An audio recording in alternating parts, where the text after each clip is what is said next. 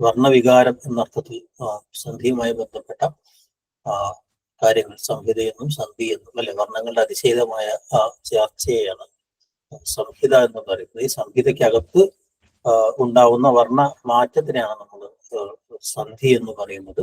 സന്ധികളെ മൂന്ന് തരത്തിൽ വിഭജിക്കാമെന്നും അതിനകത്ത് സന്ധിയിൽ ഉണ്ടാവുന്ന വർണ്ണവികാരം എന്താണ്, യോഗജന്യ വികാരം സന്ധി എന്നത് അദ്ദേഹം പറഞ്ഞു. അപ്പൊ ആ ഒരു യോഗത്തിൽ ജനിക്കുന്ന വികാരം എന്താണെന്നുള്ളതിന്റെ അടിസ്ഥാനത്തിലാണ് AR രാജരാജവർമ്മ സന്ധികളെ വിഭജിച്ചത്. അതിനകത്താണ് 4 സന്ധി വിഭാഗങ്ങൾക്കകത്തെയും ഏറ്റവും പ്രധാനപ്പെട്ട നിയമങ്ങളെയും നമ്മൾ ഒന്ന് പരിചയപ്പെടുകട്ടെ. എനിക്ക് തോന്നുന്നു ഈ ചോദ്യമൊക്കെ നമ്മൾ ഡിസ്കസ് ചെയ്തു ഞാൻ വിചാരിക്കുന്നു, അല്ലേ? ഒരിക്കലും ഓർമ്മയുണ്ടോ? ചെയ്തിട്ടുണ്ടല്ലോ അല്ലെ? ഓക്കെ. അപ്പൊ നമ്മൾ അടുത്ത ഇതുവരെയാണ് പറഞ്ഞത്, ചിലതിന്റെ തുടർച്ചയിൽ പോവാന്ന് വിചാരിക്കുന്നു.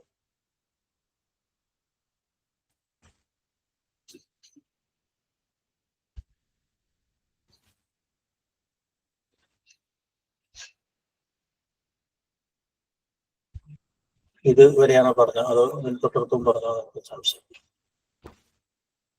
ഇത് നമ്മൾ പറഞ്ഞതാണ് അല്ലെ? എന്റെ ഓർമ്മ ശരിയാണ്. ഇത് നമ്മൾ സംസാരിച്ചിട്ടുണ്ടോ? ഇത്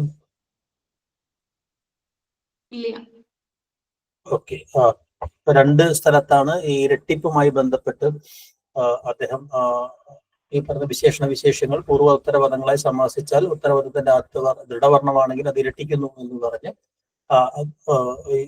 ശിഥിലം വർണ്ണങ്ങൾ ഈ പറയുന്ന സമാസങ്ങളില്ലാത്ത സന്ദർഭങ്ങളിൽ ശിഥിലവർണ്ണങ്ങളും പലപ്പോഴും ഇരട്ടിക്കും. പ്രത്യേകിച്ച് ചുട്ടെഴുത്തിന് പിൻവന്നാൽ മെയ്യേതും തുമാർന്നതും അല്ലെ, അങ്ങനെ അദ്ദേഹം അക്കാലം ഇക്കാലം എന്നതുപോലെ അമ്മാതിരി ഇമ്മാതിരി തുടങ്ങിയ ഈ പറയുന്ന അനുനാസികങ്ങൾ നമുക്കറിയാം ശിഥിലവർണ്ണങ്ങളാണ്. അത് വന്നാലും ഇരട്ടിക്കുകയും ചെയ്യുന്നു എന്ന് പറയാം. അപ്പൊ അതൊക്കെ ഉദാഹരണങ്ങൾ ഏത് സന്ദർഭത്തിലാണ് പറയുന്നത് നോക്കണം. അതുമായി ബന്ധപ്പെട്ട സന്ധി നിയമം എന്താണെന്നുള്ള ചോദ്യങ്ങൾക്ക് ഓർമ്മ ഉണ്ടാവണം അല്ലെ. ഇവിടെ അദ്ദേഹം പറയുന്ന ഒരു കാര്യം, 2 സ്ഥലത്താണ് ഇത് ഇരട്ടിക്കാത്തത് അല്ലെ. അപ്പൊ നമുക്കറിയാം ഇത് സന്ദർഭം പോലെ അലുപ്ത സമാസമായതുകൊണ്ടാണ് അല്ലെ. അലുപ്ത സമാസം എന്ന് പറഞ്ഞ സമാസങ്ങൾ വിഭക്തി കുറി കൂടാതുള്ള പദയോഗമാണ് സമാസം. വിഭക്തി പ്രത്യയങ്ങൾ ലോപിക്കുമ്പോൾ സാധാരണഗതിയിൽ വിഭക്തി പ്രത്യയത്തോടൊപ്പം തന്നെ അതിനോടുകൂടി ചേർത്ത ലിംഗവചന പ്രത്യയങ്ങൾ കൂടി ലോപിക്കുക എന്നതാണ് അതിന്റെ ഒരു പൊതുവായ രീതി അല്ലെ. അതുമാണ് ലുപ്ത സമാസം എന്ന് പറയുന്നത്. പക്ഷെ ചിലപ്പോൾ വിഭക്തി പ്രത്യയം ലോപിച്ചാലും ലിംഗവചന പ്രത്യയങ്ങളിൽ ഏതെങ്കിലുമൊക്കെ ഒന്ന് അവശേഷിക്കും. അത്തരം സമാസത്തെയാണ് അലുപ്ത സമാസം എന്ന് പറയുന്നത്. അത്തരം സമാസങ്ങളിൽ ഈ ഇരട്ടിപ്പ് വരില്ല എന്നതാണ് അതിന്റെ നിയമം. ഓക്കെ. അടുത്ത സന്ധികാര്യത്തിലേക്ക് പോവാം അല്ലെ. ഏഭ്യാം ച എന്ന് പറയുന്നത് ഏത് സന്ധികാര്യമാണ് എന്നാണ് ചോദ്യം അല്ലെ. ഏഭ്യാം ച ഏത് സന്ധികാര്യമാണ് എന്നാണ് ചോദ്യം അല്ലെ. ആർക്കെങ്കിലും ഉത്തരം ഓർമ്മയുണ്ടോ?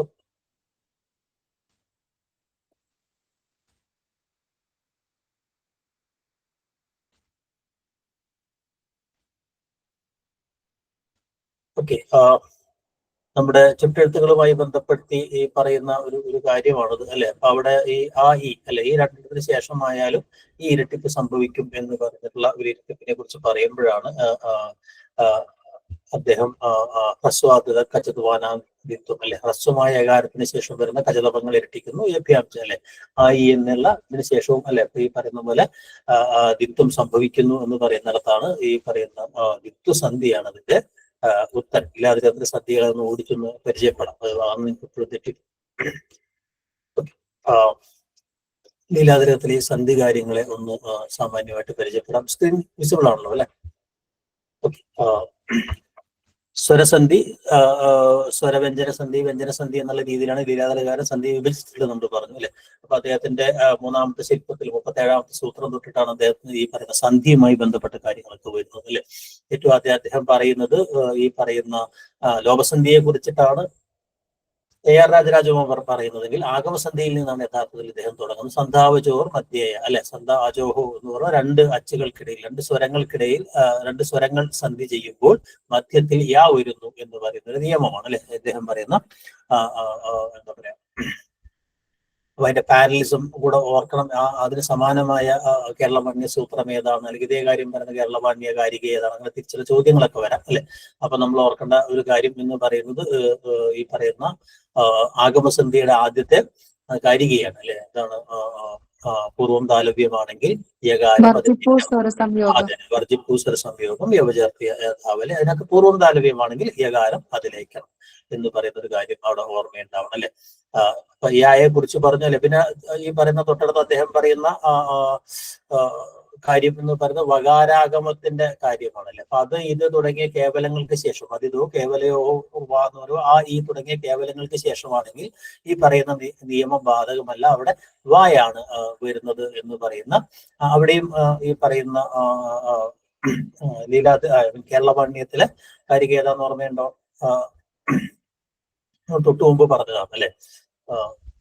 വകാരാഗമേ ചെയ്തു ചുട്ടെഴുത്തുകൾ മൂന്നിലും എന്ന് പറയുന്നത് അല്ലെ. അപ്പൊ അതിനകത്ത് ഒഴിവാക്കി ചുട്ടെഴുത്ത് ഏതാണ്? അങ്ങനെ അതിന്റെ ചോദ്യങ്ങൾ വന്നു കഴിഞ്ഞിട്ടുണ്ടെങ്കിൽ അത് ഓർമ്മയുണ്ടാവണം അല്ലെ. ആയും ഈയെ കുറിച്ച് മാത്രമേ ലീലാതികാരൻ പറഞ്ഞിട്ട് എയെ കുറിച്ച് പറഞ്ഞിട്ടില്ല. കാരണം ചൂണ്ടിക്കാണിക്കുന്ന എഴുത്ത് എന്നുള്ളതിൽ ആയും ഈയുമാണ് ചുട്ടെഴുത്ത്. ചോദ്യവാചിയാണ്. അതുകൊണ്ട് എയെ നമ്മൾ ചുട്ടെഴുത്തായിട്ട് പരിഗണിക്കാറില്ല. അത്തരം കാര്യങ്ങളൊക്കെ ഓർമ്മ ഉണ്ടാവണം അല്ലെ. തൊട്ടടുത്ത കാര്യത്തിനകത്താണ് ഈ പറയുന്ന ഇതിനകത്ത് തസ്യ ദിത്വം എന്ന് പറയുന്ന ഒരു കാര്യമല്ല. ഇപ്പൊ ഈ പറയുന്ന വകാരത്തിന് ചിലപ്പോൾ ദിത്വം വരാം. അവഴക്, പ്ലസ് അഴക്, അവഴക്, ഔവഴക്, ഇവഴക് എന്ന് ഇരട്ടിപ്പ് വരാം എന്ന് പറയുന്ന ഒരു കാര്യം അല്ലെ.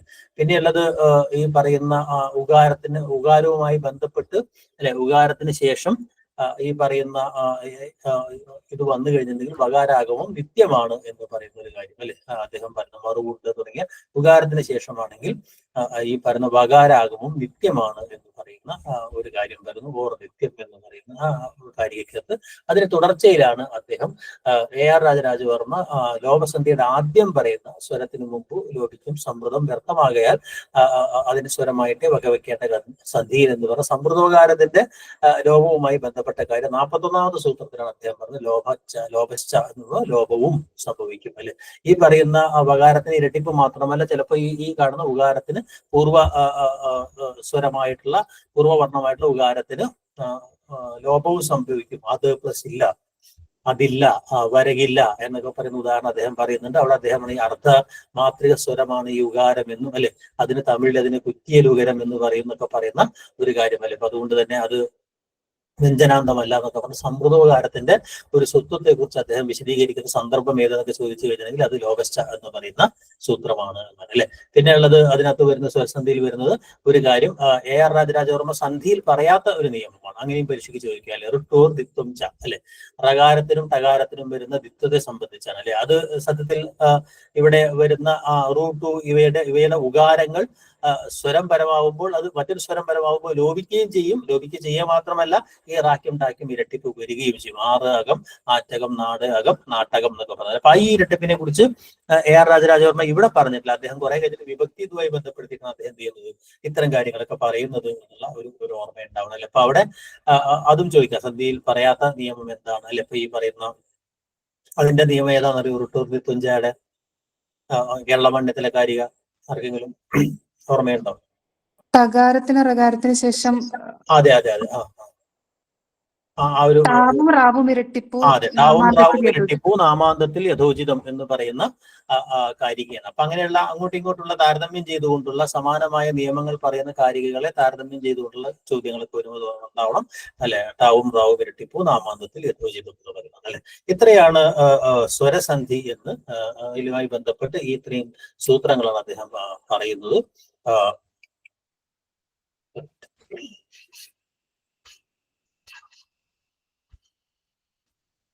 സ്വരവ്യഞ്ജന സന്ധിയിലേക്ക് വരാം അല്ലെ.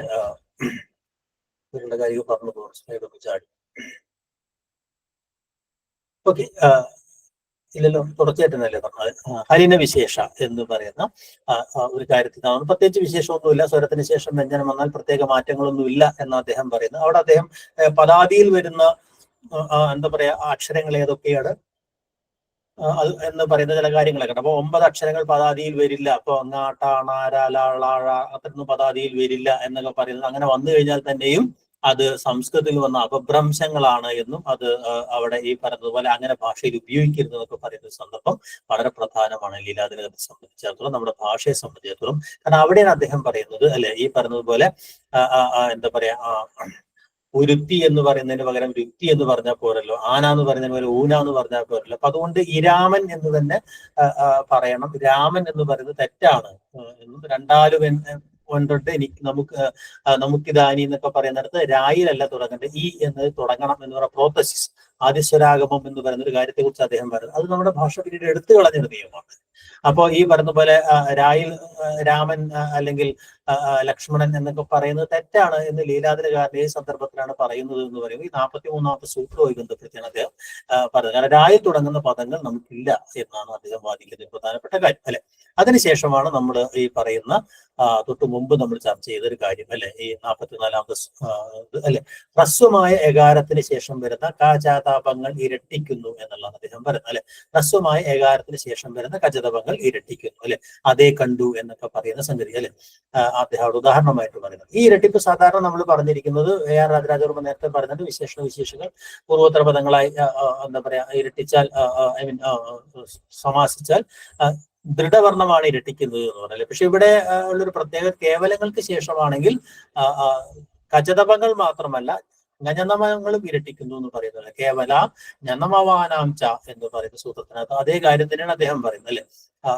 എന്താ പറയാ, ചുട്ടെഴുത്തിന് പിൻവന്നാൽ നെയ്യേതും ദിത്വമാർദ്യം, അല്ലെ, എന്ന് പറയുന്ന, അല്ലെ, ഒരു പരം ശിഥിലമാണെങ്കിൽ ഇതേ ദീർഘിക്കലും മതി എന്ന് പറയുന്ന AR രാജരാജവർമ്മയുടെ കാരികയാണ് ഈ ഹ്രസ്വ കചതവാനാം ദിത്വം എന്നതിന് ശേഷം അദ്ദേഹം പറഞ്ഞ കേവലാം ജനമവാനാം ച എന്ന് പറഞ്ഞത്. അപ്പൊ കേവലത്തിന് ശേഷമാണെങ്കിൽ, ഹ്രസ്വമായ എകാരത്തിന് ശേഷമാണെങ്കിൽ ഈ പറഞ്ഞ ജ്ഞനമങ്ങളും അതുപോലെ തന്നെ ഈ പറഞ്ഞ കചതപങ്ങളും ഇരട്ടിക്കും, കചപങ്ങളും ഇരട്ടിക്കും എന്ന് പറയുന്നിടത്താണ് അതിന് തുടർച്ചയായിട്ടാണ് ഏഭ്യാംച, അല്ലെ, ആയും ഈക്കും അങ്ങനെ തന്നെയാണ്. അപ്പോ എല്ലാ കേവലം ഇതെല്ലാം കൂടെ ചേർത്തിട്ടാണ് ചുട്ടെഴുത്തിന് പിൻവന്നാൽ മെയ്യത് തിത്വമാർന്നിടും എന്ന് അദ്ദേഹം AR രാജരാജവർമ്മ പറയുന്നു, അല്ലെ.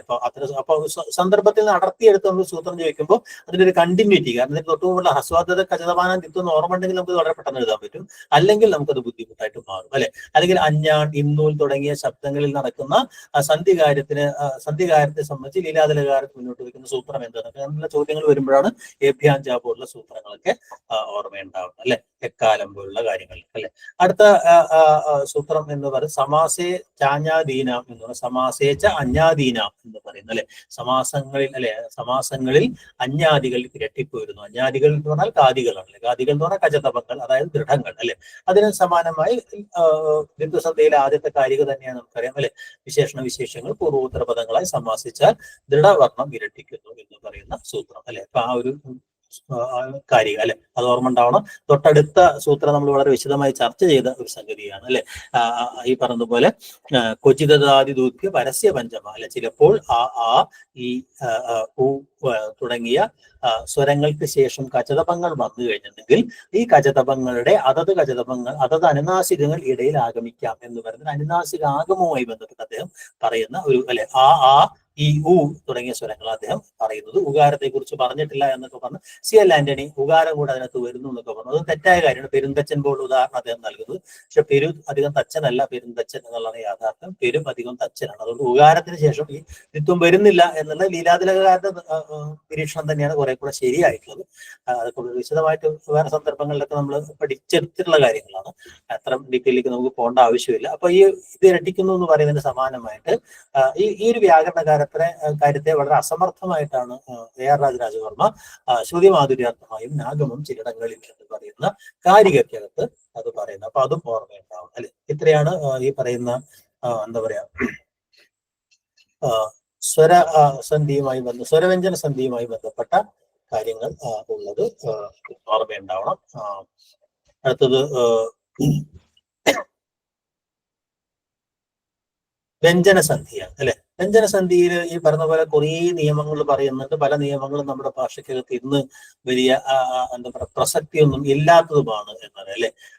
നണയോഹോ കജന പവയവേഷു ന വികൃതി എന്നൊക്കെ പറയുന്ന ആദ്യത്തെ ഈ പറയുന്ന പദാന്ത്യത്തിൽ വരുന്ന വർണ്ണങ്ങൾ, അല്ലെ. നാമ, യാര, ല, വാഴ, ള തുടങ്ങിയ വർണ്ണങ്ങളെ കുറിച്ചാണ് പറഞ്ഞത്. അപ്പൊ പദാദ്യത്തിൽ വരുന്ന വർണ്ണങ്ങളും പദാദ്യത്തിൽ വരുന്ന വർണ്ണങ്ങളെയും കുറിച്ചിട്ടാണ് ഇവിടെ പറയുന്നത്, അല്ലെ.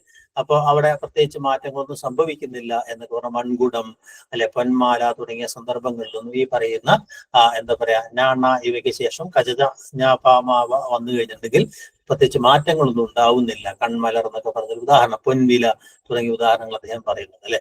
പ്രധാനമായിട്ടും മാറ്റം വരുന്നത് എവിടെയാണ് എന്ന് പറയുമ്പോഴാണ് നായ്ക്ക് ശേഷം താ വന്നു കഴിഞ്ഞാൽ അത് ടായായി മാറും എന്ന് പറയുന്ന സന്ധികാരത്തെ കുറിച്ച്. നസ്തസ്യടഹ നമ്മൾ നേരത്തെ ചർച്ച ചെയ്തൊരു കാര്യമാണ് മറ്റു സന്ദർഭത്തിൽ, അല്ലെ വിണ്ടലം പോലുള്ള സന്ദർഭം, മണ്ടീത് കണ്ടീത് എന്നൊക്കെ പറയുന്ന ഉദാഹരണം ലീലാതിരകാരൻ അല്ലെ ഈ 50ാമത്തെ സൂത്രത്തിനായിട്ട് നൽകുന്നുണ്ട്. നസ്തസ്യടഹ എന്നതാണ് അല്ലെ സൂത്രം അല്ലെ. അപ്പൊ അത് ചോദിക്കാം. അത് നമുക്ക് ആദേശസന്ധിയുടെ ആദ്യത്തെ കാരികയായിട്ടുള്ള AR രാജരാജവർമ്മ ആദ്യത്തെ കാരികയായിട്ട് അദ്ദേഹം പറയുന്ന ഒരു കാര്യമില്ല. എന്താണ്? തവർഗത്തിന്റെ അടുത്തുള്ള തവർഗയാണ് സവർണനം എന്ന് പറഞ്ഞു. ബാക്കിയുള്ള മാറ്റങ്ങളെ കുറിച്ചുള്ള പറയുന്നുണ്ട്. തുടർത്ത സൂത്രങ്ങളിലൊക്കെ ആയിട്ട് അദ്ദേഹം പറഞ്ഞൊപ്പിക്കുകയാണ് ചെയ്യുന്നത് എന്നുള്ളതാണ് അല്ലെ. നോണഹ എന്ന് പറയുന്ന ഒരു സൂത്രം നേരത്തെ അതാണ്, അത് മാത്രമായിട്ട് കിട്ടുമ്പോൾ നമുക്ക് ഇന്നലെ നമ്മൾ ചോദിച്ചത് ഒരു കാര്യമാണ് അല്ലെ. അപ്പൊ കൺ പ്ലസ് നീർ, കണ്ണീറായി മാറുന്ന പോലെ നായായിട്ട് മാറും. ഇതെല്ലാം സവർണനത്തിന് ഉദാഹരണമായിട്ടാണ് നമ്മൾ കാണുന്നത്. അപ്പൊ പൂർവ്വവർണ്ണം നായാകുമ്പോൾ ഉത്തരവർണ്ണം നാ എന്ന് പറയുന്ന അനുനാസികമായാൽ അതിനെ ഈ പറയുന്ന മൂർധന്യ അനുനാസികമാക്കി മാറ്റുന്നു എന്നൊക്കെ പറയുന്ന മുണ്ണൻറ് ആയി മാറുന്നു എന്നൊക്കെ പറയുന്ന കാരികയാണ് അല്ലെ. അതിന് തൊട്ടടുത്തുള്ള കാരികയും ഈ പറഞ്ഞ പോലെ ലോനെ എന്ന് പറയുന്നത് ഇതേപോലെ തന്നെ ഒരു മാറ്റമാണ് അല്ലെ. അത് ലാക്ക് ശേഷം നാ വന്നു കഴിഞ്ഞാൽ ലാ എന്ന് പറയുന്നത് നായായി മാറുന്നു. വെൾ അധികം മാ, വെൺമ എന്നൊക്കെ പറയുന്നത് പോലെ തന്നെയുള്ള മാറ്റങ്ങൾ അല്ലെ. അപ്പൊ അത്തരം മാറ്റങ്ങളാണ് ഇവിടെ പ്രധാനമായിട്ടും ഇപ്പോ ഈ പറയുന്ന നെയ്യ് അല്ലെ വെണ്ണയായി മാറുന്നു അല്ലെ. നെയ്യ് വെണ്ണയായി മാറുന്നു. മുണ്ണൻറ് എന്നായി മാറുന്നു. അങ്ങനെയൊക്കെയുള്ള കാര്യങ്ങളാണ് ഇവിടെ വരുന്നത്. വെച്ചാൽ നാ തൊട്ടം മുൻ സൂത്രത്തിൽ നമ്മൾ നായ അനുവർത്തിക്കണം അല്ലെ. ലകാരത്തിന് ശേഷം നാ വന്നു കഴിഞ്ഞാൽ നായായി മാറുന്നു എന്നാണ് അല്ലെ. വാൾമേൽ വാൺമേൽ ഉള്ള ഉദാഹരണങ്ങൾ അതിന് ഉണ്ട്. നമുക്ക് നേരത്തെ അറിയാവുന്ന, അല്ലെങ്കിൽ അധികം നീർ, വെളുത്ത നീർ അല്ലെ, അത് വെണ്ണീറായി മാറുന്നു. ആ വെണ്ണീറായി മാറുന്നു. അപ്പൊ ഒറ്റ ഉദാഹരണം പഠിച്ചു കഴിഞ്ഞിട്ടുണ്ടെങ്കിൽ നമുക്ക് ഈ പറഞ്ഞ രണ്ട് സന്ധികാരി അതിനകത്ത് പറയാൻ പറ്റും അല്ലെ. തൊട്ട് പിന്നെ പറഞ്ഞ സന്ധികാരിയും പറയാൻ പറ്റും അല്ലെ. അധികം നീർ വെണ്ണീറാകുന്നു. ആ എന്ന് പറഞ്ഞ വെളുത്ത നീറാണ് വെണ്ണീറായി മാറിയത് എന്ന് പറയുന്ന ഒരു കാര്യം ഓർത്താൽ മതി അല്ലെ. അപ്പൊ അത് ഓർമ്മയുണ്ടാവണം. ഓക്കെ. അതിനകത്ത് അവസാന സന്ധികാര്യങ്ങൾ കൂടെ ഒന്ന് ഓടിച്ചു പറഞ്ഞു പോകും അല്ലെ. മത്സ്യ യഥായോഗം കാദിഷു പഞ്ചമ എന്നൊക്കെ പറയുന്ന കാദികൾ മകാരത്തിന് ശേഷം യഥായോഗം കാദികൾ പരങ്ങളായാൽ അതാതിന്റെ പഞ്ചമം വരും എന്ന് പറയുന്ന അല്ലെ. എന്താ മകാരം താൻ അനുസ്വാരം സ്വരം ചേർന്നാൽ തെളിഞ്ഞിടും. വർഗ്ഗങ്ങൾ പരമായി വന്നാൽ അതാതിൻ പഞ്ചമം വരാം അല്ലെ. അമ്മിന് ശേഷം വർഗാക്ഷരങ്ങൾ വന്നു കഴിഞ്ഞിട്ടുണ്ടെങ്കിൽ എന്തായി മാറുന്നു അല്ലെ. നമ്മൾ നേരത്തെ ധാരാളം ഉദാഹരണങ്ങൾ നേരത്തെ ചർച്ച ചെയ്താണല്ലേ. മരം കുറുത്, മരം അധികം തോറും, മരം തോറും തുടങ്ങിയ ഉദാഹരണങ്ങളാണ് അല്ലെ. ചെഞ്ചീര എന്നൊക്കെ പറയുന്ന ഉദാഹരണങ്ങൾ ഇതിനകത്ത് നമുക്ക് പറയാൻ പറ്റും അല്ലെ.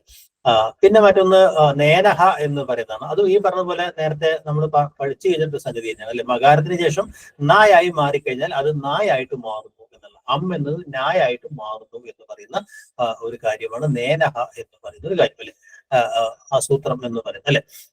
പിന്നെ കൊജിൽ ലോബ എന്ന് പറയുന്ന ഒരു സൂത്രമാണ് അല്ലെ. കൊജിൽ ലോബ എന്ന കൊജിറ്റ് എന്ന് പറഞ്ഞു കഴിഞ്ഞിട്ടുണ്ടെങ്കിൽ ചിലപ്പോൾ ലോപവും സംഭവിക്കും എന്നുള്ളതാണ്. ചിലപ്പോൾ ലോപവും സംഭവിക്കും എന്നുള്ളതാണ് കൊജിൽ ലോപ എന്ന് പറയുന്ന അല്ലെ. ഏതിനാണ് ലോപം സംഭവിക്കുന്നത്? മകാരത്തിനാണ് ലോപം സംഭവിക്കുന്നത് അല്ലെ. ചിലപ്പോൾ അത് അല്ലെ. അതിന് ഉദാഹരണം പറയാമോ? വട്ടപ്പലക. അതെ, വട്ടപ്പലക പോലുള്ള ഉദാഹരണങ്ങൾ അല്ലെ. മകാരം ലോപിക്കുന്നു എന്നൊക്കെ പറയുന്നിടത്തുള്ള വട്ടപ്പലക അല്ലെങ്കിൽ ചതുരക്കിണർ എന്നൊക്കെ പറയുന്ന ഉദാഹരണം അതിന് നമുക്ക് പറയാവുന്ന അല്ലെ. ഇവിടെ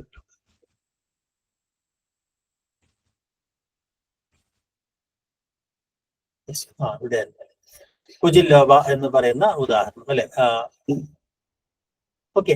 ഇതേ ദിത്വങ്ങൾ തന്നെ മറ്റ് സന്ദർഭങ്ങളിലും വരുന്നതിനെ കുറിച്ചാണ്. പൊയ്ക്കുതിര പോലുള്ള ഉദാഹരണം യാരാളേപ്യ കജതപാനാം ദിത്വം എന്ന് പറയുന്ന ഇതിനകത്ത് അദ്ദേഹം പറഞ്ഞു അല്ലെ. കജതമങ്ങൾക്ക് ദിത്വം വരുന്നു എന്ന് പറയുന്ന കാര്യം അല്ലെ.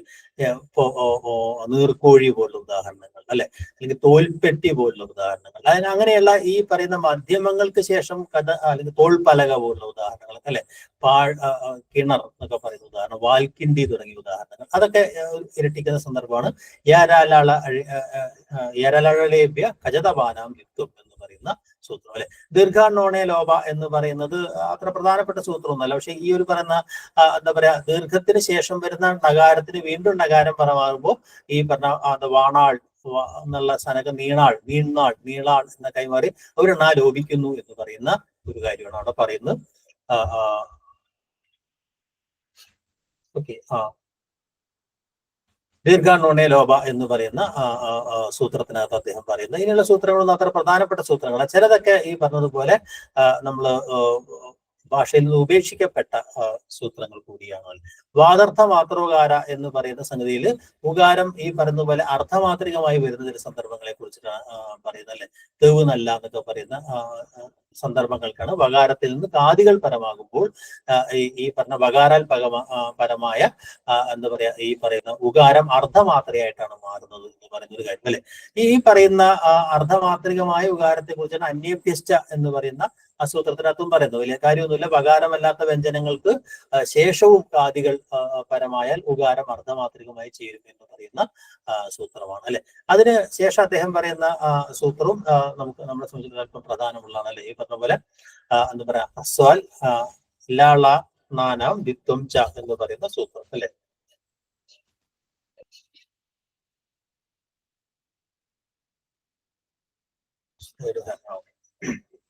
കിട്ടിയില്ലല്ലോ.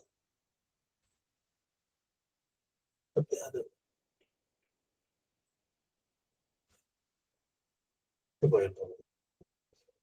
ഓക്കെ.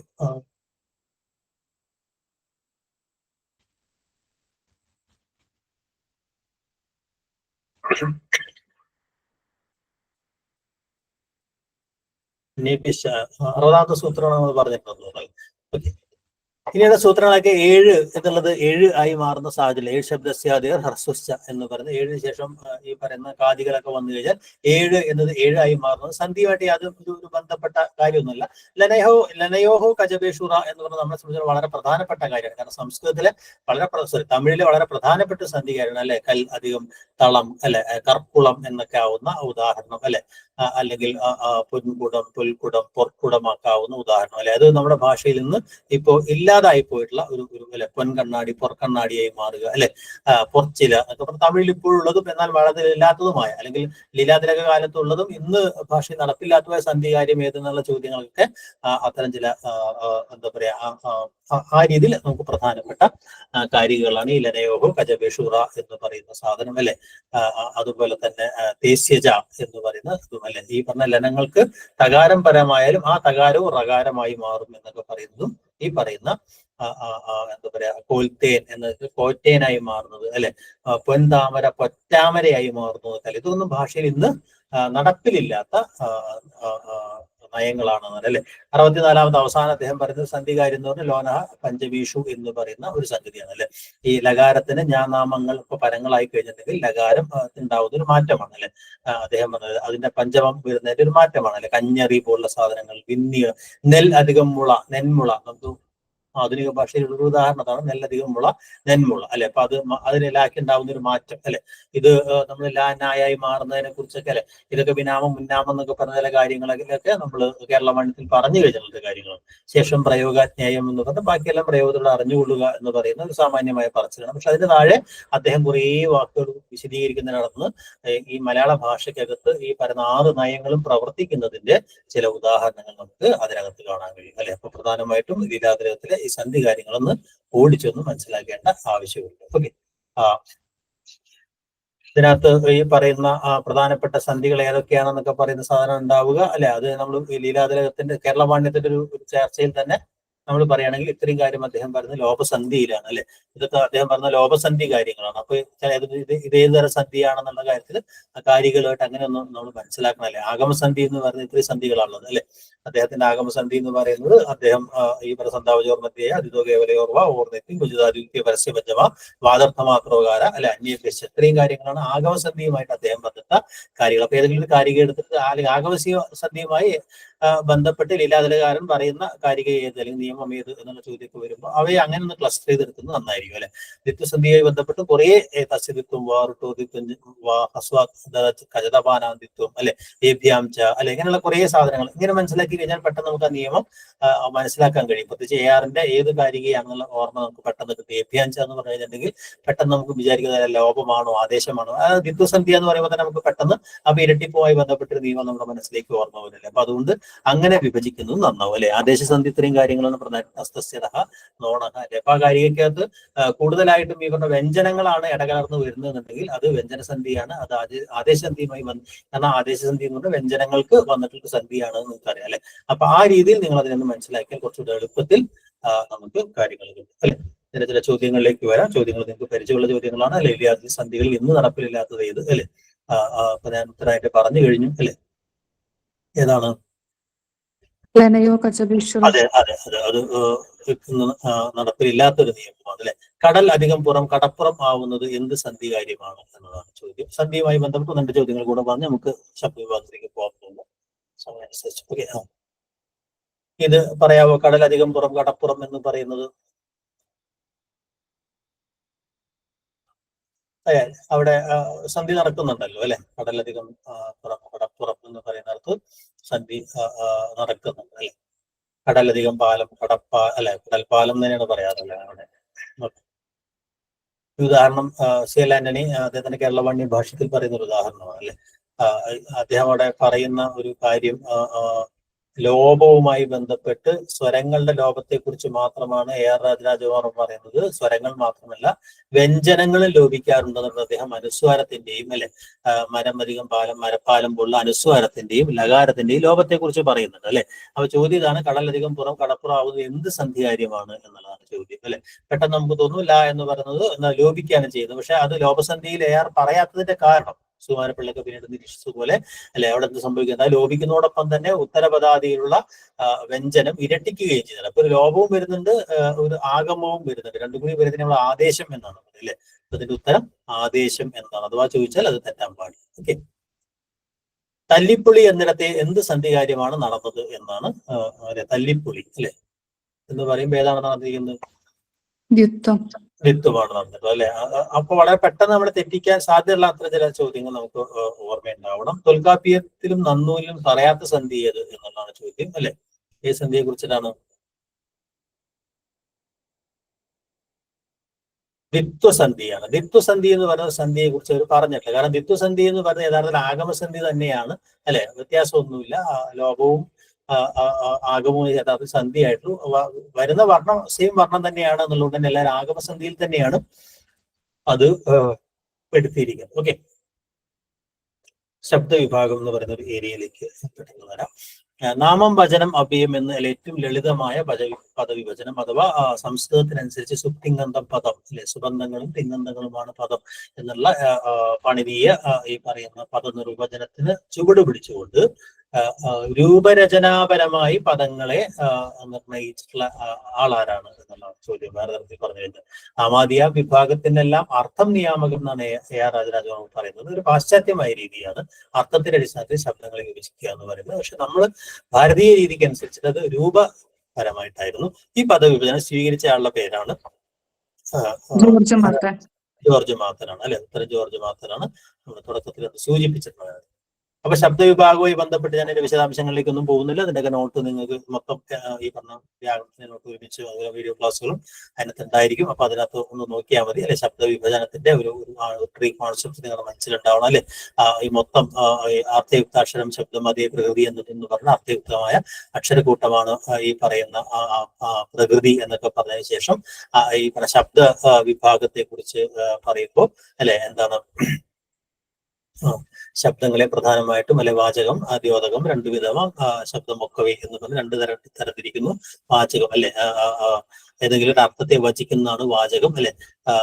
മറ്റേ ദ്യോതകമാണെങ്കിൽ സ്വവാച്യമായി വസ്തു ഒന്നും കുറിക്കുന്നില്ല ദ്യോതകം. വിഭക്തിയാദികളെ പോലെയാണ് സംബന്ധബോധകം എന്നൊക്കെ പറയുന്ന അദ്ദേഹം വിശദീകരിക്കുന്നുണ്ട്. ഞാൻ വിശദാംശങ്ങളിലേക്ക് പോകുന്നില്ല അല്ലെ. അപ്പൊ ദ്യോതക ശബ്ദങ്ങളുണ്ട്, വാചക ശബ്ദങ്ങളുണ്ട് അല്ലെ. ദ്യോതക ശബ്ദങ്ങളെ തന്നെ 2 തരത്തിൽ അദ്ദേഹം വിഭജിക്കുന്നുണ്ട് അല്ലെ. ഉൽപ്പത്തിയുടെ അടിസ്ഥാനത്തിൽ നിപാതമെന്നും അവ്യയം അല്ലെ. നിപാതമെന്നും അല്ലെ ഒരു കാലത്ത് വാചകങ്ങളായിരുന്നു, വാചകത്വം നഷ്ടപ്പെട്ടവയെ കുറച്ച് ശബ്ദങ്ങൾ അല്ലെ അവ്യയങ്ങൾ അല്ലെ. നിപാതം എന്ന് പറയുന്നത് അല്ലെ പ്രത്യേകിച്ച് കൂട്ടിച്ചേർക്കാനോ വികല്പിക്കാനോ ചേർക്കുന്ന സമുച്ചയ വികല്പ നിപാതങ്ങൾ ജന്മനാ തന്നെ ജാത്യാദ്യോതകമാണ് അത് പരമ്പരം ശിച്ചു വന്നത് അല്ലെ. മറ്റേതാണെങ്കിൽ അദ്ദേഹം ധർമ്മത്തിന്റെ അടിസ്ഥാനത്തിൽ ഗതി ഘടകം വ്യാക്ഷേപകം എന്ന് പറയുന്നത് അല്ലെ. വിഭക്തിയെ വിളക്കുന്ന ദ്യോതകം ഗതി സംജ്ഞിതം എന്നും അല്ലെ. വാക്യങ്ങളെ ഘടിപ്പിക്കാൻ വാക്യങ്ങളെ പരസ്പരം ബന്ധിപ്പിക്കാൻ ഉപയോഗിക്കുന്നതാണ് ഘടകം എന്ന്, അല്ലെ. വാക്യത്തിന്റെ അർത്ഥത്തെ ഒറ്റയ്ക്ക് നിന്ന് കാണിക്കുന്നതിനെയാണ്, അല്ലെ, വാക്യാർത്ഥം ബോധിപ്പിക്കും അഖണ്ഡമായി എന്ന് പറയുന്നതാണ് വ്യാക്ഷേപകം എന്ന് പറയുന്നത്, അല്ലെ. അതാണ് ദ്യോതകത്തിന്റെ അദ്ദേഹത്തിന്റെ വിഭജനം. വാചക ശബ്ദങ്ങളെ അദ്ദേഹം നേരത്തെ പറഞ്ഞതുപോലെ ദ്രവ്യം, ക്രിയാ, ഗുണങ്ങൾക്ക് വാചകം, വാചകാഭിധം എന്നാണ് വാചകത്തിന്റെ നിർവചനം തന്നെ. അപ്പൊ ദ്രവ്യത്തെ വചിക്കുന്നതിന് അദ്ദേഹം നാമം എന്നും, അല്ലെ, ക്രിയയെ വചിക്കുന്നതിന് കൃതി എന്നും, അതിനെ ഭേദിപ്പിക്കുന്നതിന് ഭേദകം എന്നും അദ്ദേഹം മൂന്നായി തരംതിരിക്കുന്നു. അതിന് താഴെ അദ്ദേഹം വേറെയും വിഭജനങ്ങൾ നൽകുന്നുണ്ട്, അല്ലെ.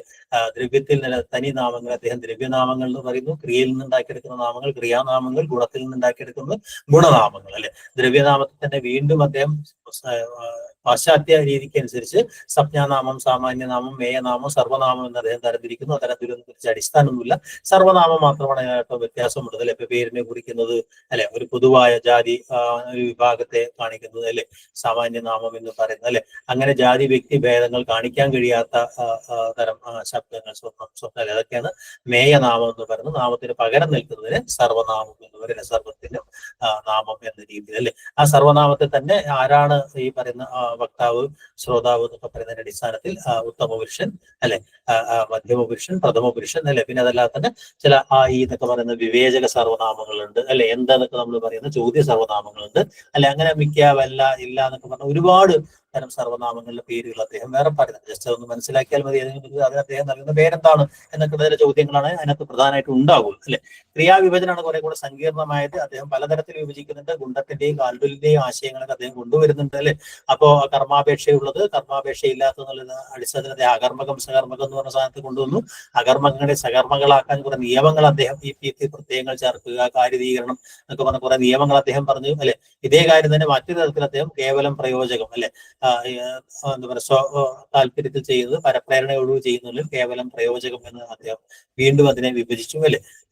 ഈ കേവലം പ്രയോജനത്തിനകത്ത് തന്നെ രൂപത്തിൽ കേവലമായതും, രൂപത്തിൽ പ്രയോജകമാണെങ്കിലും അർത്ഥത്തിൽ കേവലമായതിന് അദ്ദേഹം മറ്റൊരു പേര് വിളിച്ചു, അല്ലെ. അതാണ് കായികം, അകാരിതം എന്ന് പറയുന്ന ഒരു സാധനം. ഇപ്പൊ കേവലത്തിനകത്ത് തന്നെയുള്ള ഒരു ഉപവിഭജനമാണ് യഥാർത്ഥം എന്ത്, കാരിതം, അകാരിതം എന്നുള്ള. കായുള്ള കേവലങ്ങൾ, കായില്ലാത്ത കേവലങ്ങൾ, അല്ലെ. ഈ കാ ചേർക്കുന്നത് വഴി ആണ് നമ്മൾ സാധാരണ ഈ പറയുന്ന എന്താ പറയാ ഒഴുകുക, ഒഴുക്കുക എന്നൊക്കെ പറഞ്ഞതുപോലെ ഈ പറയുന്ന എന്താ പറയാ പ്രയോജകമായി മാറുന്നത് എന്ന് പറഞ്ഞു. കേവലത്തെ പ്രയോജകമാക്കാനൊക്കെ അദ്ദേഹം കുറെ നിയമങ്ങളൊക്കെ അവിടെ, കാര്യതീകരണം പോലുള്ള കാര്യങ്ങൾ, അല്ലെ. ചേർക്കുന്നതിനാണ് അദ്ദേഹം കാര്യതീകരണം എന്ന് പറയുന്നത്. ഈ പ്രത്യയങ്ങൾ ചേർക്കുന്നതിനെ കുറിച്ച് പറയുന്നുണ്ട്, അല്ലെ. അങ്ങനെയാണ് കേവലങ്ങളെ പ്രയോജകമാക്കുന്നത് ഒരു ഭാഗത്ത് പറയുന്നു. അതിന് മറ്റൊരു ഭാഗത്ത് അകർമ്മകം, സകർമ്മകം. ഈ രണ്ട് കാര്യങ്ങളും പരസ്പരം യോജിക്കാതെ വരുന്നതുകൊണ്ടുള്ള കൺഫ്യൂഷനെ കുറിച്ച് അദ്ദേഹം ദീർഘമായ ചർച്ചയൊക്കെ നടത്തിയിട്ട് വേറൊരു വിഭജനത്തേക്ക് അദ്ദേഹം കൊണ്ടുവരാനൊക്കെ ശ്രമം നടത്തുന്നുണ്ട്, അല്ലെ. അപ്പൊ അങ്ങനെയുള്ള കുറേ കൺഫ്യൂഷൻ ഉള്ള ഒരു ഏരിയയാണ് ഈ പറഞ്ഞ ക്രിയാവിഭജനം എന്ന് പറയുന്നത്. അദ്ദേഹത്തിന്റെ ക്രിയാവിഭജനം വളരെ സങ്കീർണമാണ് എന്നുകൊണ്ട് CL ആന്റണി വളരെ വിമർശിക്കുന്നുണ്ട് കേരളപാണ്ഡ്യ ഭാഷ്യത്തിനകത്ത്. എന്നിട്ട് അതിനെ ലളിതമാക്കാനുള്ള ശ്രമത്തിനകത്ത് അദ്ദേഹം പുതിയൊരു കർത്തൃജ കർമ്മകം എന്ന് പറയുന്ന ഒരു പുതിയ എന്താ പറയാ ഇതിനെ തന്നെ കൊണ്ടുവരുന്നുണ്ട്, അല്ലെ. അപ്പൊ കർത്തൃവ്യാപാരമാണെങ്കിൽ ക്രിയ ആണെങ്കിൽ എങ്ങനെയാണ് അചേതന കർത്തൃകം ഉണ്ടാവുക, ഇങ്ങനെയുള്ള കുറെ കാര്യങ്ങളിലേക്കാണ്. കാറ്റ് എന്താ പറയാ മരം ഇളക്കുന്നു എന്നൊക്കെ പറഞ്ഞാൽ ഉദാഹരണങ്ങൾ കൊണ്ട് അദ്ദേഹം പറയുന്നത് ചേതന കർത്തൃകം, അചേതന കർത്തൃകം എന്നൊക്കെ പറഞ്ഞ സാധനം. അപ്പോഴാണ് അകർമ്മകം, സകർമ്മകം എന്നുള്ള വിഭജനം വീണ്ടും പ്രസക്തമാണ് എന്നൊക്കെ പറയുന്ന സാധനങ്ങൾ ഉണ്ടാവുന്നത്, അല്ലെ. കാരണം പ്രയോജ്യ കർത്താവും പ്രയോജക കർത്താവും, അല്ലെ. ഒരാൾ ഒരു ക്രിയ സ്പോൺസർ ചെയ്യുന്നുണ്ട്, അയാൾ ക്രിയ ചെയ്യുന്നില്ല. അപ്പൊ ക്രിയ ചെയ്യാൻ കഴിവുള്ള ആൾക്ക് മാത്രമേ ഈ പറഞ്ഞ കർത്താവായി മാറാൻ കഴിയൂ തുടങ്ങിയ കാര്യങ്ങൾ അദ്ദേഹം അവിടെ ചർച്ച ചെയ്യുന്നുണ്ട്. ഇതുകൂടാതെ അദ്ദേഹം നൽകുന്ന ഒരു വിഭജനം എന്ന് പറയുന്നത് പ്രാധാന്യവുമായി ബന്ധപ്പെടുത്തിയിട്ട് മുറ്റുവിന, പറ്റുവിന എന്ന് പറയുന്ന പൂർണ്ണക്രിയ, അപൂർണക്രിയ എന്ന് പറയുന്ന ഒരു വിഭജനം നൽകുന്നു. അപൂർണക്രിയയെ തന്നെ അദ്ദേഹം, ഈ പറ്റുവിനയെ തന്നെ അദ്ദേഹം പേരിന് കീഴടങ്ങി നിൽക്കുന്നത്. അതുപോലെ തന്നെ വിനയ്ക്ക് മറ്റൊരു ക്രിയക്ക് കീഴടങ്ങി നിൽക്കുന്നത് വിനയച്ചൻ എന്ന് പറയുന്നു, അല്ലെ. ആ വിനയച്ചത്തെ അദ്ദേഹം 5ആയിട്ട് മുൻ, പിൻ, തൻ, നടു, പാക്ഷികം എന്ന് പറഞ്ഞിട്ടല്ലേ. മുൻവിനയച്ചത്തിന് അദ്ദേഹം പ്രത്യേകങ്ങളൊന്നും പറയുന്നില്ല, അല്ലെ. 2 തരത്തിൽ അത് ഉണ്ടാക്കുക, അല്ലെ. ഒന്നെന്താ ഈ ദുർബലീകരണം എന്ന് പറയുന്ന സംഗതി, അല്ലെങ്കിൽ ഈ പറഞ്ഞ വിവൃതത്തെ, വിവൃതകാരത്തെ സമൃദ്ധമാക്കി മാറ്റുക. ആയി, പോയി എന്നൊക്കെ പറയുമ്പോൾ ദുർബലീകരണമാണ്. അപ്പുറത്തുള്ള വ്യഞ്ജനം ഇരട്ടിച്ചു കൊണ്ടതിനെ ദുർബലമാക്കുക, അല്ലെങ്കിൽ വന്നു എന്നുള്ളതിന് വന്ന് എന്നാക്കുക, അല്ലെ. പിന്നെ ഓരോ വിനയിച്ചതിന് അദ്ദേഹം വേറെ വേറെ പ്രത്യയങ്ങളും അദ്ദേഹം കാണാൻ പോയി എന്നുള്ളതും, അല്ലെ. കാണെ നടന്നു എന്നുള്ളതോ, അല്ലെങ്കിൽ അധികമരേശ്വര എന്നൊക്കെ, അല്ലെങ്കിൽ അത്തരം നടുവിനയച്ചം, അല്ലെ. കണ്ടാൽ പറയാൻ പോലുള്ള പാക്ഷിക വിനയച്ചം. അങ്ങനെയുള്ള ക്രിയാവിഭജനവും അതിന്റെ ചില ഉദാഹരണങ്ങളും ഓർമ്മയുണ്ടാവണം. അത് ഏത് തരം ക്രിയാരൂപമാണ് തുടങ്ങിയ ചോദ്യങ്ങളായിരിക്കും, അല്ലെ. ഭേദകങ്ങൾക്ക് അദ്ദേഹം 7 ഉൾപ്പിരിവുകൾ നൽകുന്നുണ്ട്. വിഭക്തിയാഭാസം കൂടെ ചേർത്ത് അത് 8 എണ്ണമാണ്, അല്ലെ. ഭേദകത്തിനകത്ത് അദ്ദേഹം പറയുന്ന വിഭജനങ്ങളൊക്കെ സി എൽ ആന്റണി വിമർശിക്കുകയും മലയാളത്തിൽ യഥാർത്ഥ ഭേദകങ്ങളില്ല എന്ന് വാദിക്കുന്നവരാണ് കൂടുതലായിട്ടുള്ളത്. കുറേയൊക്കെ ശരി ആ ഒരു മേഖലയിൽ തന്നെയാണ്. എന്നാൽ സി എൽ ആന്റണി കുറച്ച് നാമവിശേഷണങ്ങളും കുറച്ച് ക്രിയാവിശേഷങ്ങളും മലയാളത്തിൽ ഉണ്ട് എന്നും, അല്ലെ 10-14 നാമവിശേഷങ്ങളും 10-40 ക്രിയാവിശേഷങ്ങളും ഉണ്ടെന്നും, ഇതുകൂടാതെ അദ്ദേഹം സാർവനാമികം എന്ന് പറയുന്ന ഒന്നും, അല്ലെ വിവേചക ഭേദകം എന്ന് പറയുന്ന ആ ഈ എന്നുള്ള 2 ഉണ്ടെന്നുള്ളൂ, പിന്നെ ഒരു എന്ന് പറയുന്ന ഒന്നുണ്ട് എന്നൊക്കെ പറഞ്ഞ് അദ്ദേഹം ചില കണക്കുകളൊക്കെ നൽകുന്നുണ്ട്. അതും ഈ പറഞ്ഞ പോലെ യഥാർത്ഥ വിശേഷണങ്ങളല്ല എന്നാണ് സുകുമാരപിള്ളയുടെ അഭിപ്രായം. ഇവിടെ ചോദ്യം ഇതാണ്, അദ്ദേഹം 7 തരംതിരിക്കുന്നു, അല്ലെ ഏതാണ് 7 നിങ്ങൾക്ക് അറിയാം, അല്ലെ ഏതൊക്കെയാണത്? ശുദ്ധം, സാർവനാമികം, അല്ലെ സാഖ്യം, അല്ലെ ശുദ്ധം, സാർവനാമികം, സാഖ്യം, പാരിമാണികം, പിന്നെ നാമാങ്കജം, ക്രിയാങ്കജം, അല്ലെ. അപ്പൊ അത് ഓർമ്മയുണ്ടാവണം. വിഭാവകം എന്ന് പറയുന്ന ഒന്നുകൂടിയുണ്ട്. ഈ 7 ഓർമ്മയുണ്ടാവണം, അല്ലെ. ഇവിടെ ശുദ്ധം ഭേദക പദമല്ല, കാരണം എന്നുള്ളത്, അല്ലെ അത് ശുദ്ധത്തോട് ഭേദക പ്രത്യയങ്ങൾ ചേരുന്നില്ല, സ്വതന്ത്ര പ്രയോഗക്ഷമതയില്ല, വിശേഷണാർത്ഥത്തിൽ പ്രയോഗമില്ല, അത് പദമല്ല. ഇത് ഏതാണ് ശരി എന്നുള്ളതാണ് ചോദ്യം, അല്ലെ. ഏതാണ്? എ ആണോ, ബി ആണോ, സി ആണോ, ഡി ആണോ? ശുദ്ധം ഭേദക പദമല്ല എന്നത് കാര്യമാണ്. ആ കാര്യം ശരിയാണ്, അല്ലെ. ശുദ്ധം ഭേദകമല്ല, കാര്യം ശരിയാണ്. അതിന്റെ കാരണം എന്താണ്? സി ആണ്. ഓക്കെ. സ്വതന്ത്ര പ്രയോഗക്ഷമതയില്ല, അത് പദവുമല്ല, അല്ലെ. 2ഉം 4ഉം, അല്ലെ ശരിയാണ്. കാരണം 2ഉം 4ഉം ശരിയാണ്. ഭേദകത്തിന്റെ വിഭജനം ഞാനിപ്പോ പറഞ്ഞു കഴിഞ്ഞു, അല്ലെ. ശുദ്ധം, സാർവനാമികം, സാഖ്യം, അല്ലെ സംഖ്യാശബ്ദങ്ങൾ വരുന്നതാണ് സാഖ്യം, അല്ലെ. ആയ ചേർത്തിട്ടുള്ള വിഭാവകങ്ങളാണ്, അല്ലെ സ്വഭാവത്തെ കാണിക്കുന്ന നല്ലവനായ എന്നൊക്കെ പറയുന്ന അതാണ് വിഭാവകം എന്ന് പറഞ്ഞാൽ അളവിനെ കാണിക്കുന്നതാണ്. പാരിമാണികം എന്ന് പറയുന്നത് ഇതൊന്നും തന്നെ യഥാർത്ഥത്തിൽ വിശേഷണങ്ങളല്ല എന്നാണ് പറയുന്നത്. എന്നാൽ ഈ പറഞ്ഞ സർവനാമത്തിനകത്ത് ആ ഈ എന്നുള്ള 2 സർവനാമങ്ങൾക്ക് ഈ പറയുന്നത് പോലെ ഒറ്റയ്ക്ക് സ്വതന്ത്ര പ്രയോഗക്ഷമതയുള്ളതുകൊണ്ട് അവയെ ഈ പറഞ്ഞ പോലെ വിവേചക ഭേദകം, അപ്പൊ അങ്ങനെയും ചോദിക്കാം, വിവേചക ഭേദകം എന്ന് പറയുന്ന ഭേദകത്തെ കുറിച്ച് പറഞ്ഞതാര് എന്നൊക്കെ പറയുന്ന സാധനം സി എൽ ആന്റണി എന്നൊക്കെ ഭേദകത്തെ കൊണ്ടുവന്നത് എന്നുള്ളൊരു ഓർമ്മ ഉണ്ടാവണം, അല്ലെ. സംഖ്യാശബ്ദങ്ങളൊന്നും അല്ല എന്നിട്ട് ഒരു എന്ന് പറയുന്നതിന് സ്വതന്ത്ര പ്രയോഗക്ഷമതയുണ്ട് എന്ന് അദ്ദേഹം പറയുകയും ചെയ്യുന്നുണ്ട്, അല്ലെ. അത്തരം കാര്യങ്ങളൊക്കെ പറഞ്ഞു, അല്ലെ. പിന്നെ ലിംഗഭേദമുള്ള ഭേദകമേത്, ലിംഗഭേദമുള്ള ഭേദകമേത് എന്നുള്ള ചോദ്യം വന്നു കഴിഞ്ഞാൽ വിഭാവകമാണ്, അല്ലെ. മിടുക്കനായ കുട്ടിയുണ്ട്, മിടുക്കിയായ കുട്ടിയും, മിടുക്കനായ ആൺകുട്ടിയുണ്ട്, മിടുക്കിയായ പെൺകുട്ടിയുണ്ട്. അങ്ങനെയുള്ള ഒരു ലിംഗഭേദം ഉള്ള ഒരു ഭേദകം ഈ പറയുന്ന വിഭാവകമാണ്. അങ്ങനത്തെ ചോദ്യങ്ങൾക്ക് വരുമ്പോൾ ഓർമ്മയുണ്ടാവും, അല്ലെ. പദവുമായി ബന്ധപ്പെട്ട കാര്യം ശബ്ദവും പദവും തമ്മിൽ ഒരുപാട് കൺഫ്യൂഷൻ ഉണ്ടായിട്ടുണ്ടെന്ന് അറിയാം, അല്ലെ. അപ്പൊ അതിന്റെ പേരിലാണ് അദ്ദേഹത്തിന്റെ നൽകിയ പദവിഭാഗമാണോ ശബ്ദവിഭാഗമാണോ അദ്ദേഹത്തിന്റെ പല പദവിഭാഗത്തെ ശില്ലിനെ എതിർക്കുന്ന കാര്യടിസ്ഥാനത്തിലാണ് എങ്ങനെയാണ് പദം ഉണ്ടാവുന്നത് എന്നുള്ളത് അദ്ദേഹം പ്രകൃതിയോടുകൂടെ പ്രത്യേകം ചേർത്ത് പദം ഉണ്ടാവുന്നു എന്നൊക്കെ പറയുന്നത്, അല്ലെ.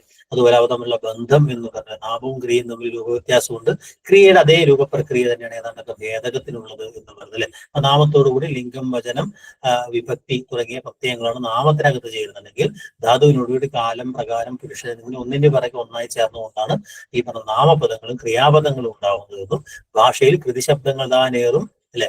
പിന്നെ നാമങ്ങളാണ്, അല്ലെ. ഭിന്നത അല്ലെ ആ രീതിയിൽ നാമം, ഭിന്നത, ഭേദകം എന്ന് പറഞ്ഞത് അതിന്റെ ഒരു ക്രമം അദ്ദേഹം നമ്മുടെ ഭാഷാപദങ്ങൾക്കകത്ത് ക്രിയാശബ്ദങ്ങളാണ് കൂടുതൽ, പിന്നെ ഉള്ള നാമങ്ങളാണ്, പിന്നെ വിശേഷണങ്ങളാണ്, പിന്നെ 2-3 അവ്യയങ്ങളാണ് എന്ന് പറഞ്ഞ് നമ്മുടെ പദങ്ങളുടെ ഒരു ഘടനയെ കുറിച്ചും പറയുന്നത്. പിന്നീട് അദ്ദേഹം ലിംഗം, വിഭക്തി പറയുന്ന ഈ പ്രക്രിയ കാര്യങ്ങളെ കുറിച്ചാണ് പറയുന്നത്. അപ്പൊ ആദ്യം അദ്ദേഹം അക്ഷരമാലയെ കുറിച്ച് പറഞ്ഞു, ആ അക്ഷരങ്ങൾ തമ്മിൽ കൂടി ചേർന്ന് ഈ പറഞ്ഞ രൂപീമങ്ങളോ പദങ്ങളോ ഉണ്ടാവുന്ന സന്ധി കാര്യങ്ങളെ കുറിച്ച് പറഞ്ഞു. സന്ധിക്ക് ശേഷം ആ സന്ധിക്ക് ശേഷം രൂപം കൊള്ളുന്ന വാക്യപ്രയോഗ സജ്ജമായ പദങ്ങളെ കുറിച്ച് പറഞ്ഞു. ആ പദങ്ങളെ അദ്ദേഹം 2ആയിട്ട് നാമവാക്യാംഗവും ക്രിയാവാക്യാംഗം എന്ന് പറയുന്ന 2 മേഖലയ്ക്കകത്ത് ഒരു വാക്യത്തിനകത്ത് എവിടെയാണോ പ്രവർത്തിക്കുന്ന അടിസ്ഥാനത്തിൽ പദങ്ങളുടെ വർഗീകരണം അദ്ദേഹം പറഞ്ഞു. ഇത്രയും കാര്യങ്ങൾ അദ്ദേഹം പറഞ്ഞു. എങ്ങനെയാണ് അതിനുശേഷം അദ്ദേഹം പറഞ്ഞു ഈ പറയുന്ന പദങ്ങൾക്കകത്തുള്ള പ്രക്രിയാപരമായ ചില കാര്യങ്ങളെ കുറിച്ച്, ഈ പദങ്ങളുടെ പല അർത്ഥപരമായ ചില പ്രത്യേകതകളെ കുറിച്ച്, കാലപരമായ ചില പ്രത്യേകതകൾ, അതിനോട് ചേർന്ന പ്രത്യയങ്ങളുമായി ബന്ധപ്പെട്ട ചർച്ചയിലാണ് ലിംഗപ്രകരണം തൊട്ട് പിന്നീട് ഉള്ള പ്രകടനങ്ങൾ മിക്കവാറും പോകുന്നത്. പിന്നെ അതല്ലാതെ ചില പുതിയ നാമരൂപങ്ങളെ ഉണ്ടാവുന്നതിനെ കുറിച്ചുള്ള ചർച്ചയോടുകൂടിയാണ് കേരളവാണ്യം പൊതുവെ നമ്മുടെ വ്യാകരണ ചർച്ച അവസാനിക്കുന്നത് അല്ലെ. അപ്പൊ അതിന് അദ്ദേഹം പറയുന്നത് ആദ്യം ചേർക്കുന്ന പ്രത്യയം ലിംഗമായതുകൊണ്ട് തന്നെ ലിംഗപ്രത്യവുമായി ബന്ധം. അതിനകത്ത് നമുക്കറിയാം ഈ പറഞ്ഞ പോലെ നപുംസകം എന്ന് പറയുന്ന അല്ല അംഗപ്രത്യമാണോ ലിംഗപ്രത്യമാണോ എന്നൊക്കെ ചില ചർച്ചകളാണ് സ്ഥിരമായിട്ട് വരാറുള്ളത് അല്ലെ. അപ്പോ ലിംഗപ്രത്യവുമായി ബന്ധപ്പെട്ട ഒരു ചോദ്യം ഇതാണ് അല്ലെ. ലിംഗപ്രത്യയത്തെ സംബന്ധിച്ച് താഴെ പറയുന്ന പ്രസ്താവനകൾ ശരി ഏത്? ജലജന്തുക്കൾക്ക് പുംസ്ത്രീ ഭേദമില്ല എന്ന് പറയുന്നു അല്ലെ. ഓഷ്ട്യകാരാന്ത ശബ്ദങ്ങൾക്ക് ആണ് ലിംഗഭേദം കൂടുതലായിട്ടുള്ളത് അല്ലെ. അതും താലഭ്യമാണെങ്കിൽ ഇല്ല പൂജയിൽ എന്ത് ചെയ്യുന്ന അദ്ദേഹം തന്നെ പറഞ്ഞല്ലേ.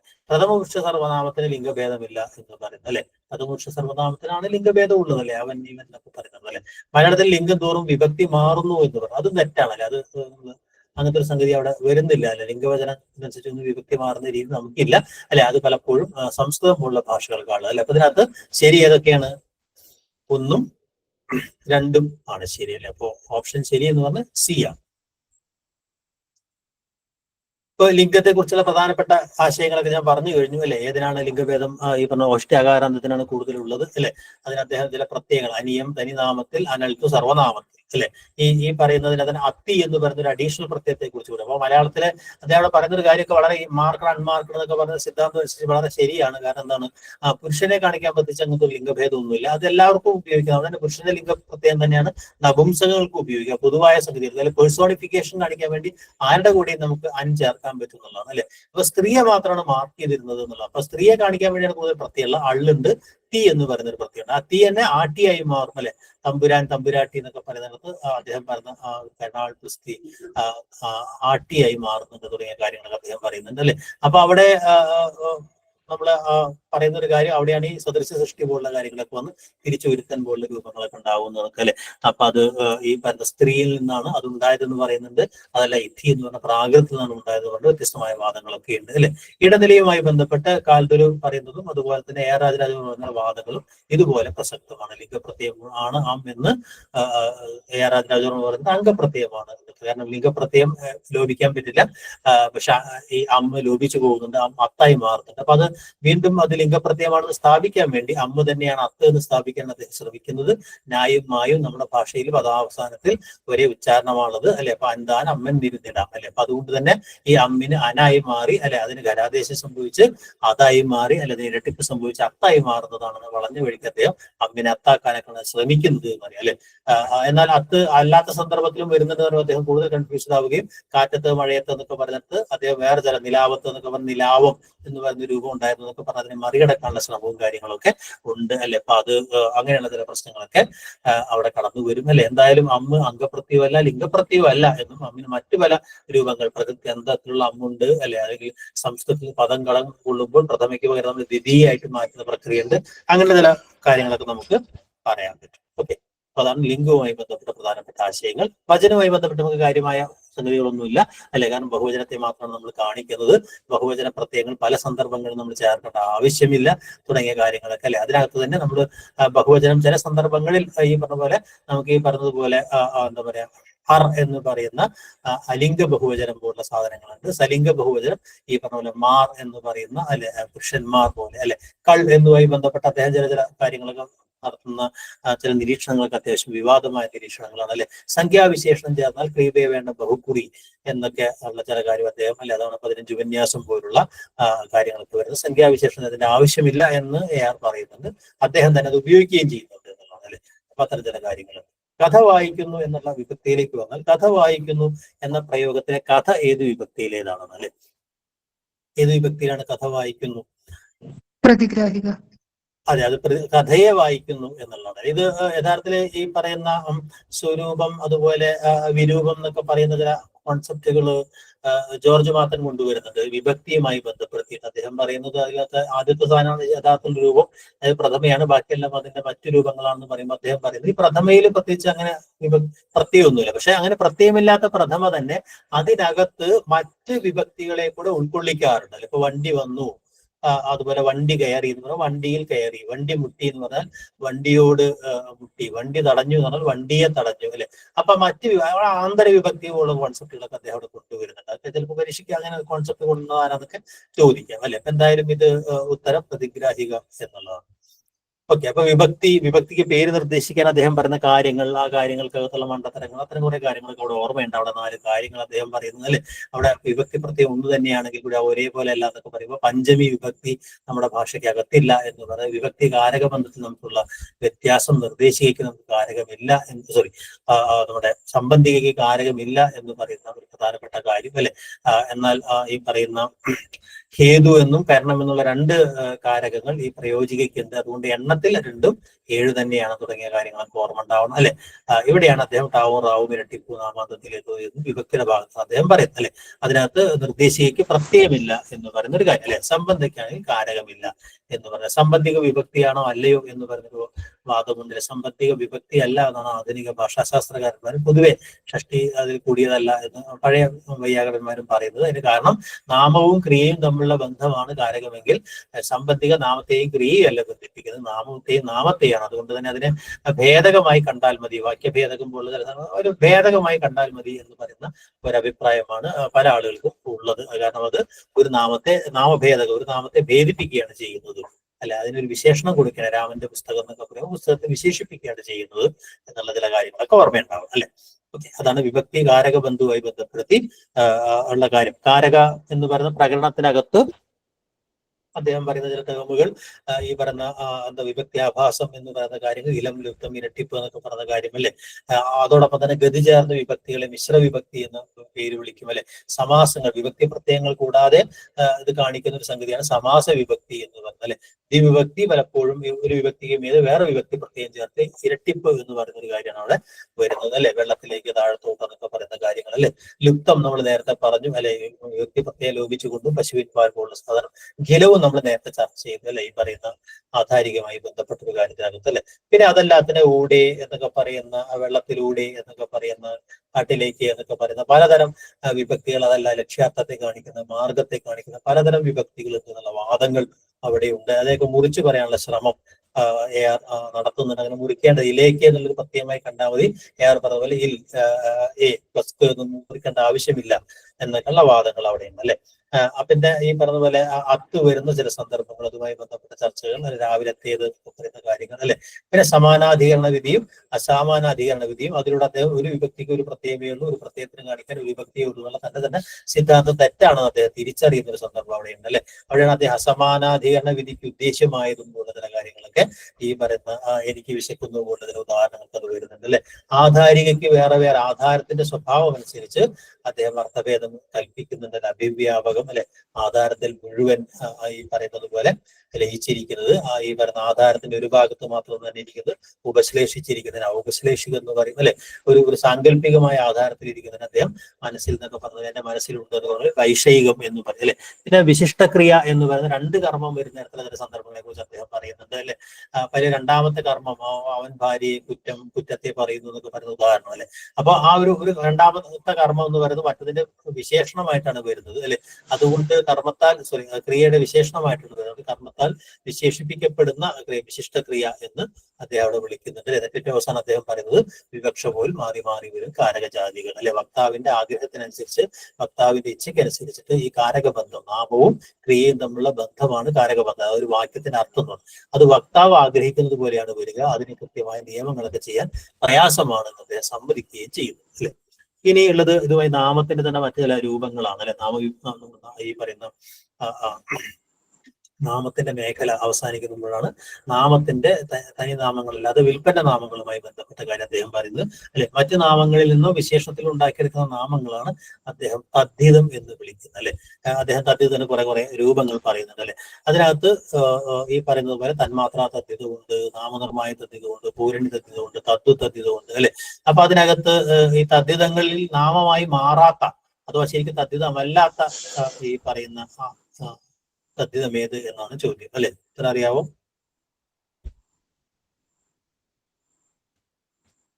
ആർക്കെങ്കിലും? ഓക്കെ. നാമനിർമ്മായ തദ്ധിതം, അതുപോലെ തന്നെ തന്മാത്രാ തദ്ധിതം, പൂരണിതം അല്ലെ. അല്ലെ ഈ സംഖ്യാനാമത്തോടു കൂടെ ആം എന്ന് ചേർത്താണ് പൂരണി തദ്ധിതം അല്ലെ. ഒന്നാം, രണ്ടാം എന്നൊക്കെ അദ്ദേഹം അല്ലെ. അത് നാമമല്ല, അത് ഒന്നാം എന്ന് പറഞ്ഞ വിശേഷണമാണ്. അതിലൂടെ ലിംഗപ്രത്യയം ചേർത്താൽ മാത്രമേ നമുക്കത് എന്താവാൻ പറ്റുള്ളൂ, തദ്ധിതമായി മാറാൻ പറ്റും. പേരുടെ അതിനകത്ത് തെറ്റായ ഒരു സംഗതിയാണ് ഈ പൂരണി തദ്ധിതം എന്ന് പറയുന്ന സംഖ്യാനാമങ്ങളെ പൂരിപ്പിക്കുക, ആം ചേർത്ത് പൂരിപ്പിക്കുക. അപ്പൊ ഒന്നാം രണ്ടാം എന്നൊക്കെ പറയുമ്പോൾ വിശേഷണമായിട്ടേ വരുന്നുള്ളൂ, അത് ഭേദക രൂപത്തിലേ നിൽക്കുന്നുള്ളൂ, നാമമായിട്ട് മാറുന്നില്ല. അപ്പൊ പൂരണി തദ്ധിതമാണ് ഉദാഹരണം. ഓക്കെ. വിൽപ്പന്ന രൂപങ്ങൾ, ഈ തനി നാമക്രിയകൾ വിൽപ്പന്ന രൂപങ്ങൾ ഇത്ര എണ്ണാന്നുള്ളത് അതൊന്ന് ഓർമ്മയുണ്ടാവണം അല്ലെ. തദ്ധിതവും കൃത്വവും നാമത്തിൽ നിന്ന് നാമത്തിന്റെ വിൽപ്പന നാമങ്ങളാണ് അല്ലെ. തദ്ധിതം എന്ന് പറഞ്ഞാൽ നാമത്തിൽ നിന്നും ക്രിയയിൽ നിന്നും ഉണ്ടാക്കിയെടുക്കുന്ന നാമങ്ങളെയാണ് തദ്ധിതം എന്ന് പറയുന്നത്. നാമങ്ങളിൽ നിന്നും വിശേഷണങ്ങളിൽ നിന്നും ഉണ്ടാക്കിയെടുക്കുന്ന നാമങ്ങളെയാണ് തദ്ധിതം എന്ന് പറയുന്നത് അല്ലെ. ക്രിയയിൽ നിന്നും ഉണ്ടാക്കിയെടുക്കുന്ന നാമങ്ങളെയാണ് കൃത്ത് എന്ന് വിളിക്കുന്നത് അല്ലെ. കൃത്ത് എന്ന് വിളിക്കുന്നത് അല്ലെ. ഉറങ്ങുക, ഉറക്കം പോലുള്ള ഉദാഹരണങ്ങൾ അല്ലെ. ആ കൃത്തിനെ തന്നെ നമ്മൾ വീണ്ടും കൃതികൃത്ത് എന്നും കാരകൃത്തും, ക്രിയയുടെ അർത്ഥത്തെ മാത്രം കാണിക്കുന്നതാണ് കൃതികൃത്ത്. അല്ലെ ആ അർത്ഥത്തെ അവിടെ മാറ്റി നിർത്തിക്കൊണ്ട് ഒരു കാരകബന്ധം കൂടെ കാണിക്കുമ്പോൾ അത് തെറ്റുന്നത് കാരകകൃത്ത് എന്നായി മാറും അല്ലെ. അതാണ് കൃതികൃത്തും കാരകൃത്തും എന്നുള്ള വ്യത്യാസം. തന്മാത്ര അത് മാത്രം കാണിക്കുന്നതല്ല, തന്മാത്ര അനേക ധർമ്മങ്ങളുള്ള ഒരു ധർമ്മത്തെ മാത്രം എടുത്ത് കാണിക്കുന്ന ഇതിനെയാണ് തന്മാത്ര അല്ലെ. മാത്ത, തനം, തരം, തം എന്നൊക്കെ പറഞ്ഞ സാധനങ്ങളാണ് അദ്ദേഹം തന്മാത്ര തദ്ധിതത്തിന് പറയുന്നത്. നാമധർമായ തദ്ധിതം എന്ന് പറയുന്നത് ഈ പറയുന്നത് പോലെ എന്താ പറയാ, നാമധർമായ തദ്ധിതം ആരെങ്കിലും പറയും? ഒന്നാമൻ.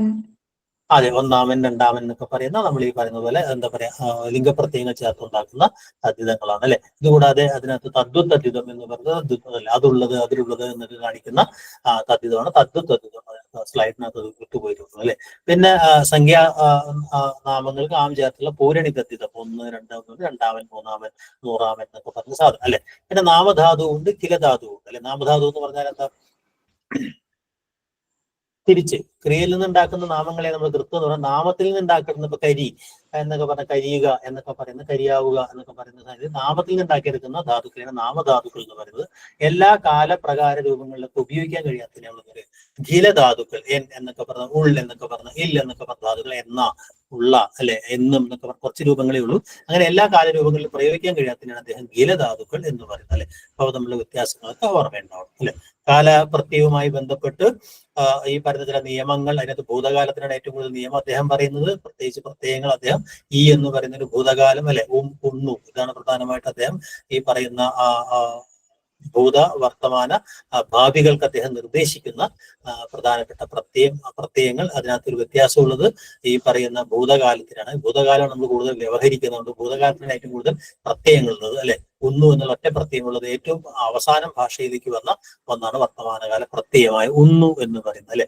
ഉമ്മിന് ശേഷം നമുക്ക് ഊ എന്ന് പറയുന്ന അല്ലെ, അല്ലെങ്കിൽ ഈ പറഞ്ഞ അവതാരക ഭാവി എന്നൊക്കെ പറയുന്ന ചില സംഗതികൾ മാത്രമാണ് അതിനുള്ളത്. ബാക്കി ഈ പറഞ്ഞ ഈക്ക് പകരം ചിലപ്പോൾ തു എന്നത് വരും. ധാതു സർവ്വ ജില്ല വന്നാൽ തു എന്ന്, തൊഴുതു പോലുള്ള ഉദാഹരണം. പക്ഷേ തു ശുദ്ധമായി കാണിക്കുന്ന വളരെ അപൂർവമായ ഉകാരാന്ത മകാരത്തിന് മാത്രമേ ഈ തു അതേപോലെ കാണിക്കുള്ളൂ, തൊഴുതു ഉഴുതു എന്നുള്ളത് അല്ലെ. ബാക്കിയല്ല എഴുതു പോലുള്ള ഉദാഹരണം. ബാക്കിയൊക്കെ തൂവിന് പല മാറ്റം വരും അല്ലെ. കാരിതമാണെങ്കിൽ തൂ എന്നുള്ളത് കൊടുത്തു പോലെയായി മാറും അല്ലെ.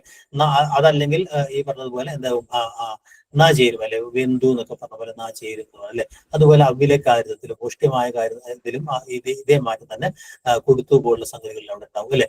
താലവ്യാന്തമാണെങ്കിൽ അടിച്ചു എന്നൊക്കെ പറയുന്ന പോലെ താലവ്യാദേശം സംഭവിക്കും. അനുനാസികമുള്ളിടത്ത് ഈ അനുനാസികം അല്ലെ, വന്നു പോയി, വന്നു എന്നൊക്കെ പറയുന്ന അല്ലെ, തന്നു എന്നൊക്കെ പറയുന്ന അനുനാസികാദി പ്രസരം സംഭവിക്കും അല്ലെ.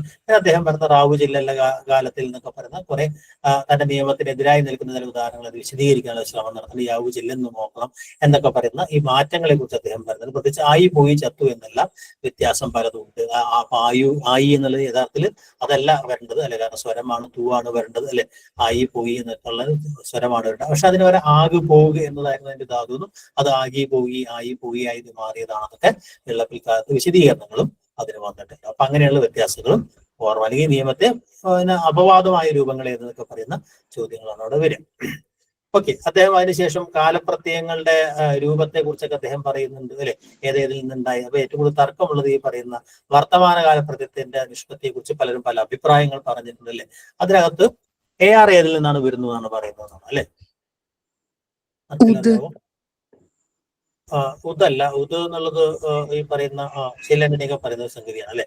ഇറ എന്ന് പറയുന്ന ഒരു ധാതുവാണ്. കാലത്തിന്റെ പോക്ക് എന്നുള്ള അർത്ഥമുള്ള ഇറ, ഇൻട്ര, ഇൻട്രു അല്ലെ എന്ന് പറഞ്ഞാൽ അല്ലെ, ആകിൻട്രു എന്നൊക്കെ പറഞ്ഞ സാധനമാണ്. അത് ഉണ്ണു, ഇൻട്രു, ഇന്നു, ഒന്നു ആയി മാറി എന്നാണ് അദ്ദേഹം കുറച്ച് ദീർഘമായ ഒരു ഒരു സംഗതിയാണ്, പ്രക്രിയയാണ് അദ്ദേഹം വർത്തമാനകാല പ്രത്യയത്തിൽ നടത്തുന്നത് അല്ലെ. ഉദു പോലുള്ള രൂപങ്ങളൊക്കെ ഇവർ ഉന്തുവാണ്, ഉന്തുവായി മാറിയത് സി.എൽ. ആന്റണിയെ പോലുള്ള ആളുകളാണ് പറഞ്ഞിട്ടുള്ളത്. അപ്പൊ അതിന്റെ ചില ചോദ്യങ്ങൾ അവിടെ വരാം. ഓക്കെ.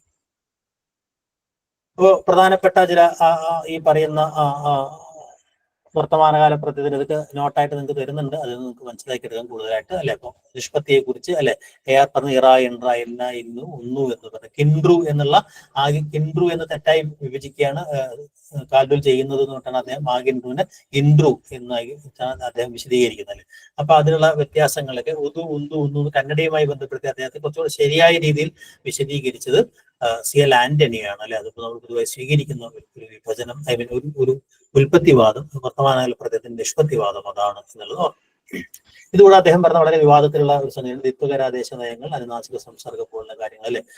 ഈ പറഞ്ഞ പോലെ അനുനാസിക സംസർഗം അർത്ഥം അവിടെ തന്നെ നിലനിർത്താൻ അല്ലെ. ഇപ്പൊ ചെമ്പ് തുടങ്ങിയ രൂപങ്ങളിൽ അല്ലെ ഘരാദേശം ഇരട്ടിപ്പ് സംഭവിച്ചു കഴിഞ്ഞാൽ ചെപ്പുകുടം പോലുള്ള രൂപയിൽ കാട് എന്നൊക്കെ പറയുമ്പോൾ അർത്ഥം അവിടെ പൂർണ്ണമാണ്, കാട്ട് എന്ന് പറയുമ്പോൾ അർത്ഥം മറ്റൊന്നിലേക്ക് സംക്രമിക്കുന്നു എന്നൊക്കെ പറയുന്ന കാര്യങ്ങൾ അല്ലെ. അപ്പൊ അതുമായി ബന്ധപ്പെട്ട് അദ്ദേഹം ഉപയോഗിക്കുന്ന വാക്കാണ് അനുനാസിക സംസർഗം എന്ന് പറയുന്നത് അല്ലെ. അദ്ദേഹം അങ്ങനെ കേരള പഠനത്തിൽ അനുനാസിക സംസർഗം ഉപയോഗിക്കുന്നുണ്ട്, അനുനാസിക ആദേശം ഉപയോഗിക്കുന്നുണ്ട്, അനുനാസിക അതിപ്രസരം ഉപയോഗിക്കുന്നുണ്ട്, അനുനാസിക ആഗമം ഉപയോഗിക്കുന്നുണ്ട്. മലയാളികൾ പൊതുവെ അനുനാസിക പ്രിയന്മാരാണ് എന്നും പറയുന്നത്. അനുനാസിക വർണ്ണം തൊട്ടടുത്ത് വരുന്ന വർണ്ണങ്ങൾ ഏതെങ്കിലും തരത്തിൽ മാറ്റുക, അനുനാസിക വർണ്ണം വെറുതെ കയറി വരിക, ഇതൊക്കെയും എന്താ പറയാ ഈ പറഞ്ഞ നേസൽ, നേരത്തെ പറഞ്ഞു നേസൽ അല്ലാത്ത ശബ്ദങ്ങളെ നേസലായിട്ട് ഉച്ചരിക്കുക, ഇതൊക്കെയും മലയാള ഭാഷയുടെ പ്രത്യേകതയാണ്. അപ്പൊ ഇതൊക്കെ എന്താണെന്നുള്ള ടേമുകളൊക്കെ ഒന്ന് ഓർമ്മ ഉണ്ടാവണം. ഓക്കെ. ചോദ്യങ്ങൾ അതിനകത്ത് അല്ലെ. സംശ്ലിഷ്ട കക്ഷിയിൽ നിന്ന് വൈകൃത കക്ഷിയിലേക്ക് ഭാഷ മാറിക്കൊണ്ടിരിക്കുന്നു എന്ന് അല്ലെ അദ്ദേഹം പറയുന്നത്. പിന്നെ ചില കാലത്തിന്റെ ദശലകാരങ്ങൾക്കകത്ത് കാലരൂപങ്ങൾ പറഞ്ഞു കഴിഞ്ഞാൽ അതിന്റെ ചില ഭാവരൂപങ്ങൾ, കാലത്തിന്റെ ഭാവരൂപങ്ങളുമായി ബന്ധപ്പെട്ട് അദ്ദേഹം കുറെ കാര്യങ്ങൾ പറയുന്നുണ്ട്. അവിടെ അദ്ദേഹം പ്രകാരം, അനുപ്രയോഗം, പിന്നെ വാക്യ രൂപങ്ങളുടെ മാറ്റിയെഴുത്തിന്റെ ഭാഗമായി നിഷേധം, അങ്ങനെ കുറച്ച് കാര്യങ്ങൾ പറഞ്ഞത്. അതുകൂടെ കേരള പാണ്ഡ്യത്തിന് ഒരു 10 മിനിറ്റ് കൂടെ അത് പറയാം. സംശ്ലിഷ്ട കക്ഷിയിൽ നിന്ന് വൈകൃത കക്ഷിയിലേക്ക് ഭാഷ മാറിക്കൊണ്ടിരിക്കുന്നതിനെ സംശയിക്കുന്നത് ഏത് പ്രകാരത്തെ പറ്റിയാണ്? ഏതാണത്? നിയോജക പ്രകാരം. അതെ, നിയോജക പ്രകാരം അല്ലെ. മറ്റേ പോലെ തിരിച്ചു പറയാം, തിരിച്ചിട്ടും പ്രയോഗിക്കാം. നിത്യനുജ്ഞാർത്ഥകങ്ങളെ വിധായകത്തെയും അനുജ്ഞാനത്തെയും തിരിച്ചു പറയാൻ പറ്റും. പക്ഷെ പോക അട്ടെ എന്ന് നമുക്ക് തിരിച്ചു പറയാൻ കഴിയില്ല. അതുകൊണ്ട് അത് ഏതാണ്ട് ഒട്ടിച്ചേർന്നിരിക്കുന്നു എന്നുള്ള അർത്ഥത്തിലാണ് അത് വരുന്നത് അല്ലെ. പ്രകാരങ്ങൾ പ്രധാനമായിട്ടും ഇത്രയും പ്രകാരങ്ങളുള്ളത് അല്ലെ. നിർദ്ദേശക പ്രകാരം ഒരു പ്രകാരം ഒന്നല്ല, സാധാരണ രൂപമാണ് അല്ലെ. പിന്നെ നിയോജകം എന്നതാണ് അദ്ദേഹം തെറ്റായി പറഞ്ഞിട്ടുള്ള നിയോജകം അദ്ദേഹം പറഞ്ഞ അർത്ഥത്തിലല്ല മലയാളത്തിലുള്ളത്. നിയോഗാർത്ഥമല്ല അട്ടെ എന്ന്, ആകട്ടെ അട്ടെ എന്ന് പറഞ്ഞ രൂപത്തിനകത്തുള്ളത്. വിധായകം വിധിമട്ടിൽ അത് പോകണം, നീ പോകണം എന്നൊക്കെ പറഞ്ഞത്. പിന്നെ അനുജ്ഞായക പ്രകാരം, അനുജ്ഞ പോകാം വരാം എന്നൊക്കെ പറഞ്ഞ സാധനങ്ങൾ അല്ലെ. ഇങ്ങനെയുള്ള ചില. പിന്നെ ആശംസകാ പ്രകാരം എന്ന് പറയുന്ന ആവു എന്ന് പറയുന്ന ഒരു കാര്യം പറയുന്നുണ്ട് അല്ലെ. ഇവിടെ അദ്ദേഹം നികീർണ കർത്തൃക ക്രിയ എന്ന് പറയുന്ന ഒരു ടേം കൂടെ അദ്ദേഹം അല്ലെ കർത്താവിനെ നികീർണം ചെയ്തുകൊണ്ടിരിക്കുന്ന ഒരു ക്രിയ, അങ്ങനെയുള്ള ടേമുകളൊക്കെ ഓർമ്മയുണ്ടാവണം. ഓക്കെ. ഭേദകാനുപ്രയോഗം എന്ന് പറഞ്ഞാൽ അനുപ്രയോഗവുമായി ബന്ധപ്പെട്ട സംഗതിയാണ് അല്ലെ. പോസ്റ്റ് പൊസിഷൻസ് എന്നൊക്കെ പറയാവുന്ന, ഓക്സിലറി വെർബ്സ് എന്നൊക്കെ പറയുന്ന, സഹായക ക്രിയ എന്നൊക്കെ ഈ പറയുന്ന ഗുണ്ടത്തൊക്കെ പറഞ്ഞ സാധനം അനുപ്രയോഗം എന്നല്ലേ. പ്രാഗ് പ്രയോഗത്തിന് പ്രധാന ക്രിയയ്ക്ക് ശേഷം പ്രയോഗിക്കുന്ന അപ്രധാന ക്രിയയാണ് അനുപ്രയോഗം എന്ന് പറയുന്നത് അല്ലെ. അതിനകത്തുനിന്നാണ് ഭേദകാനുപ്രയോഗം എന്ന് പറയുന്നത് അല്ലെ. കാലാനുപ്രയോഗമുണ്ട്, ഭേദകാനുപ്രയോഗമുണ്ട്, വേറെ എന്താ ഉള്ളത്? പൂരണ അനുപ്രയോഗമുണ്ട് അല്ലെ. അപ്പൊ ഈ അനുപ്രയോഗങ്ങൾക്കകത്ത് ഭേദകാനുപ്രയോഗത്തിന് ഉദാഹരണം ഏതാണ് എന്നാണ് അല്ലെ. കടന്നു കളഞ്ഞു. അതെ, കടന്നു കളഞ്ഞു. അതെ, സി ആണ്, കടന്നു കളഞ്ഞു എന്ന് പറഞ്ഞല്ലേ. കാരണം അത് ഈ പറഞ്ഞ പോലെ ഒരു അർത്ഥത്തെയാണ് കാണിക്കുന്നത്, ബാക്കിയല്ല ക്രിയകളെയാണ് കാണിക്കുന്നത് അല്ലെ. ഓക്കെ. അപ്പൊ അനുപ്രയോഗം എന്ന് പറയുന്നത് സഹായ വചനം എന്നൊക്കെ പറയുന്ന മറ്റേ മാതനൊക്കെ പറയുന്ന സഹായക്രിയ എന്ന് ഉണ്ടല്ലേ. അപ്പൊ അനുപ്രയോഗവും പറ്റുവിനെയും തമ്മിലൊരു വ്യത്യാസം. അപ്പൊ നേരത്തെ പോലെ കടന്നുപോയി, കടന്നുപോയി എന്ന് പറയുന്നത് ഈ പറയുന്ന പോലെ പറ്റുവിനെയാണെങ്കിൽ കടന്നു കളഞ്ഞു എന്ന് പറയുന്നത് അനുപ്രയോഗമാണ്. അത് നമ്മളെ വ്യത്യാസം. ഹനുമാൻ സമുദ്രം ചാടി കടന്നു എന്ന് പറഞ്ഞാൽ അത് പറ്റുവിന മുറ്റുവിന കത്താണ്. പക്ഷെ ഹനുമാൻ സമുദ്രം ചാടി കളഞ്ഞു എന്ന് പറഞ്ഞാൽ ചാടിയാണ് പൂർണ്ണക്രിയ, അതിനുശേഷം കളഞ്ഞു എന്നുള്ളത് അതിന്റെ പോസ്റ്റ് പൊസിഷൻ അഥവാ അനുപ്രയോഗമാണ്. അത് നമ്മളെ വ്യത്യാസക്കാരണം. അനുപ്രയോഗ ധാതുക്കളെ അദ്ദേഹം കൃത്യമായിട്ട് പട്ടിക തിരിച്ച് തന്നെ പറയുന്നുണ്ട്. ഇരി എന്ന് പറയുന്നത് ആദ്യം അല്ലെ, ഊരിലൊക്കെ കുറെ ധാതുകൾ അദ്ദേഹം പറയുന്നുണ്ട്. പ്രധാനപ്പെട്ട അനുപ്രയം അദ്ദേഹം പറഞ്ഞത് ഭേദകം, ഈ പറഞ്ഞ പോലെ ക്രിയയുടെ മുഖ്യമായ ക്രിയയുടെ അർത്ഥത്തെ ഭേദിപ്പിക്കുക എന്ന് പറയുന്നത്, കളയുക എന്നുപോലെ പോയി കളഞ്ഞു പോകേണ്ട ഉദാഹരണങ്ങൾ അല്ലെ. അത്തരം ചില സാധനങ്ങളാണ് ഭേദകാനുപ്രയോഗം എന്ന് പറയുന്നത് അല്ലെ. കാലത്തിനകത്ത് ഇരി പോലുള്ള ധാതുക്കൾ ഉപയോഗിച്ചുകൊണ്ട് ചെയ്യുന്നതാണ് കാലാനുപ്രയോഗം എന്ന് പറയുന്നത് അല്ലെ. പിന്നെ ഈ പറഞ്ഞ പോലെ പൂരണാനുപ്രയോഗം എന്ന് പറയുന്നത് ഇതിനെ പൂരിപ്പിക്കുന്ന അനുപ്രയോഗം ഉണ്ട് എന്നൊക്കെ പറഞ്ഞ സംഗതികളിൽ ആണ് ഈ പറഞ്ഞ പൂരണാനുപ്രയോഗം എന്ന് പറയുന്നത്. ഈ കാലരൂപങ്ങളെ പൂരിപ്പിക്കുക എന്നുള്ള അർത്ഥത്തിൽ അല്ലെ. ഈ അനുപ്രയോഗമാണ് ഭാഷയ്ക്കകത്ത് പിൽക്കാലത്ത് ഏറ്റവും പ്രധാനമായിട്ട് വികസിച്ചു വന്നത് എന്നുള്ളതാണ് മറ്റൊരു കാര്യം അല്ലെ. നിഷേധങ്ങളെ കുറിച്ച് അദ്ദേഹം പറയുമ്പോൾ ആ എന്ന് പറയുന്ന നിഷേധ പ്രത്യയത്തെ കുറിച്ച് പറയുന്നു. അതിനുശേഷം അനുപ്രയോഗം വഴി അല്ലെ, അനുപ്രയോഗമാണ് നമ്മുടെ ഭാഷയ്ക്കകത്ത് നിഷേധങ്ങളെ കൊണ്ടുവന്നത്, പ്രകാരങ്ങളെ കൊണ്ടുവന്നത്, വർത്തമാനകാല പ്രത്യയത്തെ കൊണ്ടുവന്നത് അല്ലെ. അപ്പോൾ നമ്മുടെ ഭാഷയിലെ ഈ പറയുന്ന പുതിയ പല രൂപങ്ങളെ ഉണ്ടാക്കിയത് യഥാർത്ഥത്തിൽ അനുപ്രയോഗമാണ് എന്നുള്ളതാണ്. കർമ്മണി പ്രയോഗത്തെ ഉണ്ടാക്കുന്ന അനുപ്രയോഗം വഴിയാണ് അല്ലെ. അങ്ങനെയുള്ള ഭാഷയുടെ പിൽക്കാലത്ത് വികസിപ്പിച്ച എല്ലാ കാര്യവും അനുപ്രയോഗം വഴിയതുകൊണ്ടാണ് മലയാളത്തിന്റെ ആധുനികീകരണത്തിനകത്ത് ഏറ്റവും കൂടുതൽ സംഭാവന ചെയ്തൊരു ഗ്രാമാറ്റിക്കൽ കാറ്റഗറി അനുപ്രയോഗമാണ് എന്ന് പറയാനുള്ള കാര്യം അല്ലെ. അപ്പൊ അതിലൊന്നാണ് നിഷേധ പ്രത്യയം എന്ന് പറയുന്നത്. നിഷേധ പ്രത്യയത്തിന് പകരമായിട്ട് നമ്മൾ നിരവധിയായിട്ടുള്ള ഈ പറയുന്ന അനുപ്രയോഗങ്ങൾ ഉണ്ടാക്കുന്നുണ്ട് അല്ലെ. ആ അനുപ്രയോഗങ്ങൾ ഉണ്ടാക്കുന്നതല്ലേ എന്നുള്ള ഒരു വേണം എന്നതിനെ നമ്മൾ വേണ്ട എന്നാക്കി മാറ്റും അല്ലെ. അല്ല, ഇല്ല, വേണ്ട, അരുത്, അങ്ങനെ ഒരുപാട് രൂപങ്ങൾ അവിടെ ഉണ്ടാക്കുന്നത്. ഇവിടെ ചോദ്യം നിഷേധ പ്രത്യയത്തിന് സാന്നിധ്യമില്ലാത്ത നിഷേധ രൂപം ഏതാണ് എന്നാണ് അല്ലെ. ഉത്തരം എല്ലാവർക്കും അറിയാം അല്ലെ. പെട്ടെന്ന് പറ. ചെയ്യ, വേണ്ട, അല്ല എന്നുള്ളതൊക്കെ ശരിക്കും ചെയ്യ എന്ന് പറഞ്ഞതിന്റെ അർത്ഥം ചെയ്യും എന്ന് തന്നെയാണ്. വേണ്ടതാണെന്നൊക്കെ പറഞ്ഞാൽ അത് വേണം എന്ന് തന്നെയാണ് അർത്ഥം. അല്ല, പക്ഷെ അതിന് നിഷേധാർത്ഥം കിട്ടുന്നത് ആ എന്ന് പറയുന്നത് നിഷേധ പ്രത്യയം ചേർക്കുന്നതുകൊണ്ടാണ്. യഥാർത്ഥത്തിൽ നിഷേധാർത്ഥവും ഇല്ല അല്ലെ. എന്നാൽ അരുത് എന്ന് പറയുമ്പോൾ ആ എന്നുള്ള നിഷേധ പ്രത്യയം അവിടെ ഇല്ല അല്ലെ. ഇപ്പൊ ദ്രാവിഡ നിഷേധ പ്രത്യയമായ ആ ഇല്ല. ബാക്കിയൊക്കെ അനുപ്രയോഗത്തിനോട് നിഷേധ പ്രത്യയം ചേർത്തിട്ടാണ് യഥാർത്ഥത്തിൽ നിഷേധാർത്ഥം കിട്ടുന്നതാണ്. അപ്പൊ നിഷേധ പ്രത്യയം ഇതിന്റെ സാന്നിധ്യമില്ലാത്ത നിഷേധ രൂപം എന്ന് പറഞ്ഞ ഒരേ ഒരു നിഷേധ രൂപയേ ഉള്ളൂ. അത് അരുത്, അത് ചെയ്യരുത് എന്നൊക്കെ പറയുന്ന ആ ഒരു രൂപമാണ്. ക്ലിയർ. ഇപ്പൊ നിഷേധം നേരത്തെ പറഞ്ഞ വിധിവാക്യം, നിഷേധവാക്യം, വാക്യവുമായി ബന്ധപ്പെട്ടൊരു കാര്യമായിട്ടാണ് ആധുനിക ഭാഷാശാസ്ത്രം അതിനെ കാണുന്നത്. അല്ലാതെ ഈ ഒരു ക്രിയയോടുകൂടി ചേർക്കുന്ന ഒരു സംഗതിയായിട്ട് രണ്ടു തരം വാക്യങ്ങളായിട്ടാണ് കാണിക്കുന്നത് അല്ലെ. അപ്പൊ പ്രധാനപ്പെട്ട അനുപ്രയോഗം വഴി ഉണ്ടാകുന്ന നിഷേധ രൂപങ്ങൾ ഏതൊക്കെയാണെന്നുള്ള ഓർമ്മ. അല്ലയും ഇല്ലയും തമ്മിലുള്ള വ്യത്യാസം എന്താണ് എന്ന് പറയുന്നു അല്ലെ. അല്ല എന്നുള്ള ശബ്ദവും ഇല്ല എന്നുള്ള നിഷേധവും തമ്മിൽ അർത്ഥത്തിൽ വ്യത്യാസമുണ്ട് അല്ലെ. അത്യന്ത തിരസ്കൃതവാചി എന്നൊക്കെ പറയുന്ന ചില വ്യത്യാസങ്ങളുടെ അല്ലയ്ക്കും ഇല്ലയ്ക്കും ഉണ്ട് അല്ലെ. അല്ല എന്ന് പറയുമ്പോൾ അതല്ല എന്നേ അർത്ഥമുള്ളൂ, വേറൊന്നായിരിക്കാം. ഇല്ല എന്ന് പറഞ്ഞാൽ പൂർണ്ണമായും എന്നെ തിരസ്കരിക്കുന്നു എന്നൊക്കെ പറയുന്ന അർത്ഥവ്യത്യാസം അവിടെ ഉണ്ട് എന്നുള്ള ഓർമ്മയുണ്ടാവും അല്ലെ. സമാസം എന്ന് പറയുന്ന ഒരു കാര്യം കൂടെ അതിനകത്ത് വരുന്നുണ്ട് അല്ലെ. ഈ പറയുന്ന വിഭക്തിക്കുറി കൂടാതുള്ള പദയോഗമാണ് സമാസം എന്ന് പറഞ്ഞിട്ട് അദ്ദേഹം നാമങ്ങളുടെ സമാസത്തെ കുറിച്ചാണ് പറയുന്നത്. അപ്പൊ വിഭക്തി പ്രത്യയത്തെ കുറിച്ചാണ് അദ്ദേഹം പറയുന്നത്. അതിന്റെ അടിസ്ഥാനത്തിൽ അദ്ദേഹം ഏത് പദത്തിനാണ് പ്രാധാന്യം എന്നതിന്റെ അടിസ്ഥാനത്തിൽ പൂർവ്വപദ പ്രധാനം, ഉത്തരപദ പ്രധാനം എന്നുള്ള രീതിയിലൊക്കെ അദ്ദേഹം പൂർവ്വപദ പ്രധാനത്തെ അദ്ദേഹം എന്ത് പറയുന്നു, പൂർവ്വപദ പ്രധാനത്തെ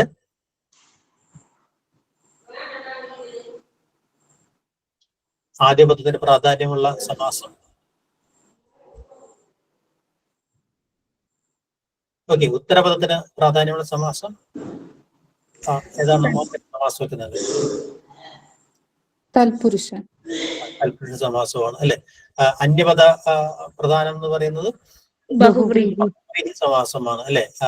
അവീഭാവ സമാസവും ഉണ്ട്. പിന്നെ ഈ പറഞ്ഞതുപോലെ രണ്ട് പദങ്ങൾക്ക് തുല്യ പ്രാധാന്യമുള്ളത് ദ്വന്ദ്വ സമാസമുണ്ട്. ഈ പറയുന്ന ഭാഷയിൽ പിൽക്കാലത്ത് കൂടുതലായിട്ട് വികസിച്ചു വന്നത് പ്രത്യയങ്ങളുടെ ലോകമല്ല, പദങ്ങൾ തന്നെ കളഞ്ഞുകൊണ്ടുള്ള കാളവണ്ടി പോലുള്ള അതിൽ ഉദാഹരണങ്ങളൊക്കെ, തീപ്പെട്ടി പോലുള്ള ഉദാഹരണങ്ങൾ, മണ്ണെണ്ണ പോലുള്ള ഉദാഹരണങ്ങളെ, മണ്ണിൽ നിന്ന് എടുക്കുന്ന എണ്ണ അല്ലെ, തീ കൊണ്ട് ഓടുന്ന വണ്ടി അല്ലെ, കാള വലിക്കുന്ന വണ്ടി എന്നുള്ളതൊക്കെ ഈ തൽപുരുഷ സമാസമോ ബഹുവ്രീഹി സമാസമോ അവീഭാവനോ ദ്വന്ദ്വ സമാസമോ അല്ല, മറിച്ച് മധ്യമ പദലോപി സമാസമാണ് അല്ലെ. അതിന്റെ ഓർമ്മയുണ്ടാവണം അല്ലെ. അപ്പോൾ പ്രധാനപ്പെട്ട സമാസങ്ങൾ അതിനകത്ത് ദ്വന്ദ്വൻ സമാസമല്ല എന്ന് പറയുന്നത് കാരണം അവിടെ വിഭക്തിക്കുറിയല്ല ലോപിക്കുന്നത് അല്ലെ. അച്ഛനും അമ്മയും മാതാപിതാക്കൾ എന്നൊക്കെ പറയുന്നിടത്ത് എന്ന് പറയുന്നത് സമുച്ചയ നിവാദമാണ് ലോപിക്കുന്നത്. അതുകൊണ്ട് തന്നെ സമാസമായി പരിഗണിക്കേണ്ടതില്ല എന്ന് പറയുന്ന വാദം ഓർമ്മ ഉണ്ടാവണം അല്ലെ. സംസ്കൃതത്തിൽ നിന്ന് വന്നിട്ട് ചില സമാസങ്ങൾ പരീക്ഷയ്ക്ക് ചോദിക്കാറുണ്ട്. ഈ നഞ്ഞ് സമാസം അല്ലെ, അസത്യം പോലുള്ള സാധനങ്ങൾ അല്ലെ ദിഗു പോലുള്ള ഈ സംഖ്യാശബ്ദങ്ങളൊക്കെ ചേർന്ന സമാസങ്ങൾ, അങ്ങനെയുള്ള ചില സമാസങ്ങളും ചിലപ്പോൾ ചോദിക്കാറുണ്ട്. ഓക്കെ, വാക്യം എന്ന് പറയുന്നതിനകത്ത് ഉദ്ദേശ്യം വിധേയം നമ്മൾ നേരത്തെ വാക്യഘടനയെ ബന്ധപ്പെടുത്തി നമ്മളിത് വിശദീകരിച്ച ഉടനെ വീണ്ടും നമ്മൾ അതിനെ വിശദീകരിക്കേണ്ട ആവശ്യമില്ല. അബോധാരം എന്ന് പറയുന്ന, അതായത് നമ്മൾ വ്യാകരണത്തിനകത്ത് നമ്മൾ നേരത്തെ പറഞ്ഞ സിന്റാക്ടിക് അനാലിസിസിന് അവർ ഉപയോഗിച്ചിരുന്ന വാക്ക് അബോധാരം എന്നൊരു വാക്യത്തെ ഘടകങ്ങളായി ഈ പറയുന്നത് ആഖ്യം എന്താണ്, ആഖ്യാതം എന്താണ്, ആഖ്യം ആഖ്യാതവും തമ്മിലുള്ള ആഖ്യാതത്വ ബന്ധം എന്താണ്, അത്തരം കാര്യങ്ങളൊക്കെ അവിടെ ഓർമ്മയുണ്ടാവും. ഓക്കെ, ലാസ്റ്റ് ടോപ്പിക് എന്ന് പറയുന്നത് അല്ലെ, നമ്മൾ ഭാഷാ ശബ്ദങ്ങളെ അദ്ദേഹം ലീലാതിലകാരനെ പോലെ തന്നെ അദ്ദേഹം അവിടെ വിവരിക്കുമ്പോൾ ശബ്ദങ്ങൾ എങ്ങനെയാണ് എങ്ങനെ വികസിച്ചതെന്നുള്ള അടിസ്ഥാനത്തിൽ അദ്ദേഹം വിവർത്തന പ്രക്രിയ എന്ന് പറയുന്ന അല്ലെ, ദ്രാവിഡങ്ങൾ ഏകാക്ഷര പ്രകൃതികളായിരുന്നു എന്നാണ് വാദം അല്ലെ. അത് പിന്നെ പല പല പ്രക്രിയ കൊണ്ട് അല്ലെ, ദിത്വം, ദൈർഘ്യം, പ്രത്യയ യോഗം കൊണ്ട് വീർത്തുകയാണ് ചെയ്തത്. അതിനാണ് വിവർത്തന പ്രക്രിയ എന്ന് അദ്ദേഹം പറയുന്നത്. വിവർത്തന പ്രക്രിയ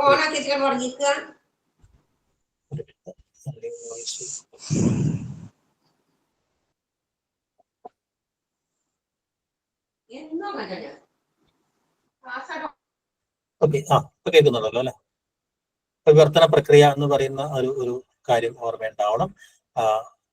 പിന്നെ അതിനുശേഷം ശബ്ദങ്ങൾ തന്നെ സാധാരണ ദേശ്യം എന്നൊക്കെ പറയുന്ന സംഗതി, അതിനകത്ത് തന്നെ വീണ്ടും ഈ പറഞ്ഞ ആഭ്യന്തരം, ദേശ്യം എന്നുള്ള അങ്ങനത്തെ വിഭജനങ്ങൾ, തദ്ഭവം, തത്സവം തുടങ്ങിയ കാര്യങ്ങൾ, അങ്ങനെയുള്ള ശബ്ദ വിഭാഗവുമായി ബന്ധപ്പെട്ട് ബാഹ്യം, അഭ്യന്തരം എന്ന് പറഞ്ഞ ശബ്ദങ്ങളെ എങ്ങനെയാണ് ഈ പറയുന്ന വിഭജനമായിട്ട് അദ്ദേഹത്തിൻ്റെതായ രീതിയിൽ എങ്ങനെയാണ് അദ്ദേഹത്തിന് ഈ പറഞ്ഞ ലോൺ വേർഡ്സിനെയും മറ്റുമൊക്കെ സ്വീകരിക്കുന്നതുള്ളൂ. ലീലാതിലകത്തിൽ അദ്ദേഹം നേരത്തെ പറഞ്ഞിട്ടുള്ള ഭാഷാന്തര സമൂഹം, ഭാഷാന്തര ഭവം എന്നൊക്കെ പ്രസ്ഥാനമായിട്ടുള്ള താരതമ്യം ആവും അല്ലെ. കുറച്ച് ചോദ്യങ്ങൾ കൂടെ ഡിസ്കസ് ചെയ്തുകൊണ്ട് നമുക്ക് അവസാനിപ്പിക്കാം അല്ലെ. ഇതുവരെ പറഞ്ഞ കാര്യങ്ങളിൽ നിന്ന് പൊതുവായി വരുന്ന കുറച്ച് ചോദ്യങ്ങൾ ഇതുവരെ പറഞ്ഞ കാര്യങ്ങളൊന്നും റീകാൾ ചെയ്യാൻ വേണ്ടി അല്ലെ.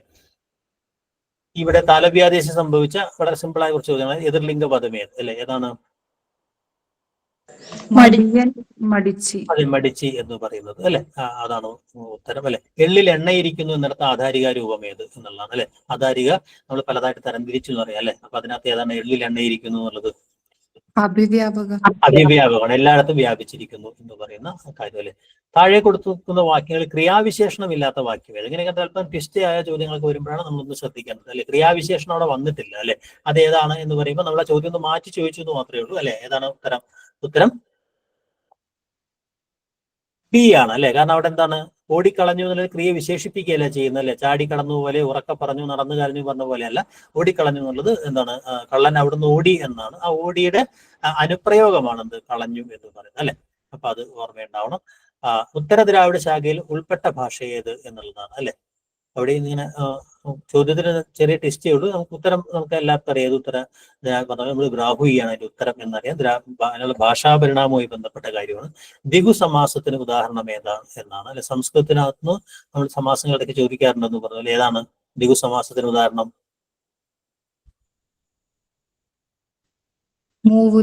അതെ, മൂവുലക അല്ലെ. ഈ പറഞ്ഞ പോലെ സംഖ്യാശബ്ദങ്ങൾ വരുന്നു ഞാൻ നേരത്തെ പറഞ്ഞു അല്ലെ. സംസ്കൃത വിഭക്തികളിൽ മലയാളത്തിൽ ഇല്ലാത്ത വിഭക്തി രൂപം ഏത് എന്നുള്ളതാണ് ചോദ്യം അല്ലെ. അത് ഞാൻ നേരത്തെ പറഞ്ഞു കഴിഞ്ഞാണ്. ഏതാണത്? പഞ്ചമി വിഭക്തി അല്ലെ. പഞ്ചമി, അപാദാനാർത്ഥമായ പഞ്ചമി വിഭക്തി മലയാളത്തിൽ ഇല്ല എന്ന് ഏറെ തന്നെ പറയുന്നുണ്ട് അല്ലെ. അപ്പൊ അങ്ങനെയുള്ള ചോദ്യങ്ങൾ വരുമ്പോൾ ഓർമ്മയുണ്ടാവില്ല. ആദിഭാഷ എന്ന ഗ്രന്ഥം രചിച്ചതാരാണ് അല്ലെ. എല്ലാവർക്കും ഉത്തരം അറിയാം അല്ലെ. അല്ലെ, വ്യാകരണ കൃതിയാണത്. വൈകൃത കക്ഷിയിൽപ്പെട്ട ഭാഷ ഏതാണ് എന്നുള്ളത് ഉത്തരം ചെറിയൊരു ടിസ്റ്റ് അതിനകത്ത് കൊടുത്തിട്ടുണ്ടെന്ന് മാത്രമേ ഉള്ളൂ അല്ലെ. കൺഫ്യൂഷൻ ഉണ്ടാക്കാൻ വേണ്ടി മാത്രമാണ് അല്ലെ. സംസ്കൃതമാണ് എന്ന് നമുക്കറിയാം. ഇംഗ്ലീഷ് അപഗ്രഥന കക്ഷിയിലേക്ക് എത്തിയ ഒരു ഭാഷയാണ്. രക്ഷാവിഭജനം വ്യാകരണത്തിൽ ചോദിക്കുന്ന ഒരു ചോദ്യമാണ് അല്ലെ. സ്വരഭക്തിക്ക് ഉദാഹരണം ഏത് അറിയാവോ? സ്വരഭക്തിക്ക് ഉദാഹരണം ഏത് പറയുന്നു അല്ലെ. അപ്പൊ ഈ വർണ്ണപരിണാമത്തെ കുറിച്ചൊക്കെ ഉള്ള നമുക്ക് അങ്ങനെ വർണ്ണപരിണാമത്തെ സ്കൂൾ ആവുന്നത് പ്രോത്തസിസ്, ആദിസ്വരാഗം പ്രക്രിയ അല്ലെ. സുവർണം, സ്വർണം എന്ന് പറയുന്ന ഒരു ശബ്ദത്തിനകത്ത് അത് വ്യഞ്ജനം നമ്മുടെ ദ്രാവിഡ ഭാഷയിൽ സ്വരങ്ങൾ അവിടെയും ഇവിടെയൊക്കെ പറയും. തുടക്കത്തിൽ ചേർക്കും അല്ലെ. അല്ലെങ്കിൽ ചിലയിടത്താണ് വളരെ അപൂർവമായിട്ട് സ്വരങ്ങളെ ഇപ്പൊ നമ്മൾ ഈ പറഞ്ഞതുപോലെ ആതിര, ആർദ്ര, ആതിരയായിട്ട് നമ്മൾ പരത്തി പറഞ്ഞ പോലെ ക്ലാവ്, കിടാവ്, കിടാവായിട്ട് പറയും അല്ലെ. ഈ പറയുന്ന മെറ്റാത്തിസിസ്, ഈ പറയുന്ന വർണ്ണങ്ങളെ അങ്ങോട്ടും ഇങ്ങോട്ടും മാറുന്ന നിലരം തെച്ചി ചെത്തി എന്നൊക്കെ പറഞ്ഞ, അല്ലെങ്കിൽ മരകതം, മരതകം എന്നൊക്കെ പറഞ്ഞ പോലെ. ഇവിടെ സുവർണം എന്ന് പറഞ്ഞ സ്വർണം എന്ന് പറയുന്ന ഒന്നിന്റെ ഇടയിൽ നമുക്ക് സ്വരം അധികം ചേർത്തതിനെ പരത്തി പറയുക എന്ന് പറയുന്ന രീതിക്ക് അല്ലെ സ്വരഭക്തി എന്ന് പറയും. ഓക്കെ, അത് ഓർമ്മയുണ്ടാവണം. രണ്ട് കർമ്മമുള്ള ക്രിയ വിശിഷ്ടക്രിയ അല്ലെ. ആ ടേമുകളൊക്കെ ഓർമ്മ ഉണ്ടാവാൻ വേണ്ടിയിട്ടാണ്. ചെമ്പ് പ്ലസ് ഏട് എന്നുള്ളതിലെ വർണ്ണമാറ്റം എന്താണെന്നാണ് നേരത്തെ പറഞ്ഞത്. തമ്മിൽ അങ്ങോട്ടും ഇങ്ങോട്ടും മാറാതിരിക്കാൻ വേണ്ടി വർണ്ണമാറ്റം എന്താണ് സംഭവിക്കുന്നത്? ഖരാദേശം എന്ന് പറയുന്ന ഒരു പ്രക്രിയയാണ് അല്ലെ. നമ്പ്യാർ തമിഴിന്റെ പ്രത്യേകത എന്താണെന്ന് ഈ ചോദ്യം നമ്മൾ വേറെ സന്ദർഭത്തിൽ ചോദിച്ച ചോദ്യമാണ് അല്ലെ. വിഭക്തിന്ത ഭാഷാപദങ്ങളാണ്, ഓർമ്മയുണ്ടാവണം. ന്യൂനത്വം അധമം എന്നതിൽ ന്യൂനമായിരിക്കുന്നത് എന്താണ്? ഇത് ലീലാതിലകവുമായി ബന്ധപ്പെട്ട ചോദ്യങ്ങൾ രണ്ടിലും വരാം അല്ലെ. അത് നമ്മൾ മറ്റടുത്ത് ചോദിച്ച ചോദ്യമാണ്. ഏതൊക്കെയാണ് ന്യൂനമായിരിക്കുന്നത്? ഭാഷയും രസവും. ഭാഷയും രസവും. അതെ, ഭാഷയും രസവും എന്ന് പറഞ്ഞാൽ സിമ്പിളായ ചില ചോദ്യങ്ങളാണ് ചിലപ്പോൾ ഇതേപോലെ HS പരീക്ഷയ്ക്കുണ്ടാവും. അപ്പൊ അതൊന്ന് പരിചയമുണ്ട് ആ ടെക്സ്റ്റ് എന്ന് അറിയാൻ വേണ്ടിയിട്ടാണ്. തമിഴിനും മലയാളത്തിനും സമാനമായ പൂർവ്വദശ ഉണ്ടായിരുന്നു എന്ന് പറഞ്ഞാൽ ഇത് നമ്മൾ നേരത്തെ ചർച്ച ചെയ്തൊരു ചോദ്യമാണ് അല്ലെ. ഈ പറഞ്ഞതിൽ ആരാണ്? AR രാജരാജവർമ്മയാണ് അല്ലെ. മറ്റുള്ളവരൊന്നും അങ്ങനെ സമാന ദശ ഉണ്ടായിരുന്നില്ല എന്ന് വാദിക്കുന്ന ആളുകളാണ്. പൊതുവെ സ്വതന്ത്രശാഖാവാദികളോ അല്ലെങ്കിൽ ഉപശാഖാവാദികളോ ഒക്കെയാണ് അല്ലെ. നാമങ്ങൾക്ക് ക്രിയയോടുള്ള സംബന്ധത്തെ കാണിക്കുന്നതിന്റെ പേര് കാരകം. കാരകം. ഇതൊക്കെ ആ ടേം കോൺസെപ്റ്റ് അറിയുമെന്ന് അറിയാൻ വേണ്ടിയുള്ള വളരെ ഡയറക്റ്റ് ആയ ചോദ്യമാണ്. വിണ്ടലം പോലുള്ള സന്ധിരൂപങ്ങൾ ചിട്ടപ്പെടുത്തുന്ന ലീലാതിലക സൂത്രം ഏത് എന്നുള്ളതാണ് അല്ലെ. അത് നമ്മൾ നസ്തസ്യതഹ എന്ന് പറയുന്ന ആ ഒരു സൂത്രമാണ് അല്ലെ. ആ കുട്ടി ജനിച്ചു എന്നതിൽ ആ എന്താണ് എന്നുള്ളതാണ് അല്ലെ. വിവേചക സർവനാമമാണ്. ദെൻ ലീലാതിലകം ആദ്യമായി പരിഭാഷപ്പെടുത്തിയത് ആരാണ് എന്നുള്ളതാണ് ചോദ്യം അല്ലെ. അപ്പൻ തമ്പുരാൻ. അതെ, പൂർണ്ണമായിട്ടാണെങ്കിൽ നമുക്ക് ചോയ്സ് മാറി, ലാറ്റോയിലായിട്ട് മാറി. കാരിത അകാരിത ക്രിയകൾക്ക് ബലക്രിയ അബലക്രിയ എന്ന് പേര് നൽകിയത് ആരാണ് എന്നുള്ളതാണ് അല്ലെ. ഗുണ്ടത്താണ്. പ്രാർത്ഥനാർത്ഥ ക്രിയാംഗം ഏതാണ് എന്നുള്ളതാണ് അല്ലെ. നടുവിനേച്ചമാണ്. ആ ടേമുകളൊക്കെ അങ്ങോട്ടും ഇങ്ങോട്ടും മാറ്റി ചോദിച്ചു. മിശ്രഭാഷാവാദം, ഭാഷോൽപത്തിവാദങ്ങൾക്കകത്ത് മിശ്രഭാഷാവാദം നമ്മൾ ഇന്നലെ ക്ലാസ് ഡിസ്കസ് ചെയ്തതാണ് അല്ലെ. ആരുടേതാണ്? പിള്ളയുടേതാണ്. ഓക്കെ. കേരള പാണ്ഡ്യത്തിന് അവതാരിക എഴുതിയത് ആരാണ്? കേരളവർമ്മയും സാഹിത്യ പഞ്ചാനനാണ്. എന്റെ അവതാരിക എന്നുള്ള രീതിയിൽ കറക്റ്റ് ആയിട്ട് സാഹിത്യ പഞ്ചാനനാണ് അല്ലെ. മല പ്ലസ് ആഴി എന്നതിന് മലയാളമായി എന്ന് വാദിച്ചത് ആരാണ്? നമ്മൾ ഇന്നലെ ക്ലാസ്സിൽ അത് മലയാളം ഇതുമായി ബന്ധപ്പെട്ട് നമ്മൾ പറഞ്ഞത് കോവിഡ് നെടുങ്ങാടിയാണ് ഇത്തരമൊരു ഇത് പറഞ്ഞത്. മലയാളിയാണ്, മലയാളിയായി മാറി. മലയാളം എന്ന് പറഞ്ഞാൽ തിരിച്ചു പ്രയോഗിക്കുന്ന സമാസം ഏതാണ് എന്നാണ്. സമാസം എന്ന് പറയുന്നത് ചേർത്ത് പറയുന്നതാണ് അല്ലെ. അപ്പൊ നമ്മൾ തിരിച്ചു വ്യവഹിത സമാസം എന്ന് പറയുന്ന സമാസം, വ്യവഹിത സമാസം എന്ന് പറയുന്ന ഒരു സമാസം അല്ലെ. മാത്രമൊക്കെ പറയുന്ന ഒരു സംഗതിയാണ് അല്ലെ. എന്ന് വെച്ചാൽ ഈ സമാസത്തിന്റെ യോഗം വിട്ടുപോയവയോ അല്ലെങ്കിൽ അന്യപദങ്ങളാൽ വ്യവധാനം വന്നവയോ ആയ സമാസ പദക്കൂട്ടത്തിനാണ് ഈ പറയുന്ന വ്യവഹിത സമാസം എന്ന് പറയല്ലേ. എങ്ങാനും ഉണ്ടോ കണ്ടു എന്ന് പറയില്ലേ. എങ്ങാനും ഉണ്ടോ കണ്ടു അല്ലെ. ഇപ്പൊ ഉണ്ടോ കണ്ടു, കണ്ടിട്ടുണ്ടോ എന്ന് പറഞ്ഞ കണ്ടിട്ടുണ്ടോ എന്നാണല്ലോ അതിനെ പിരിച്ചു പറയാം.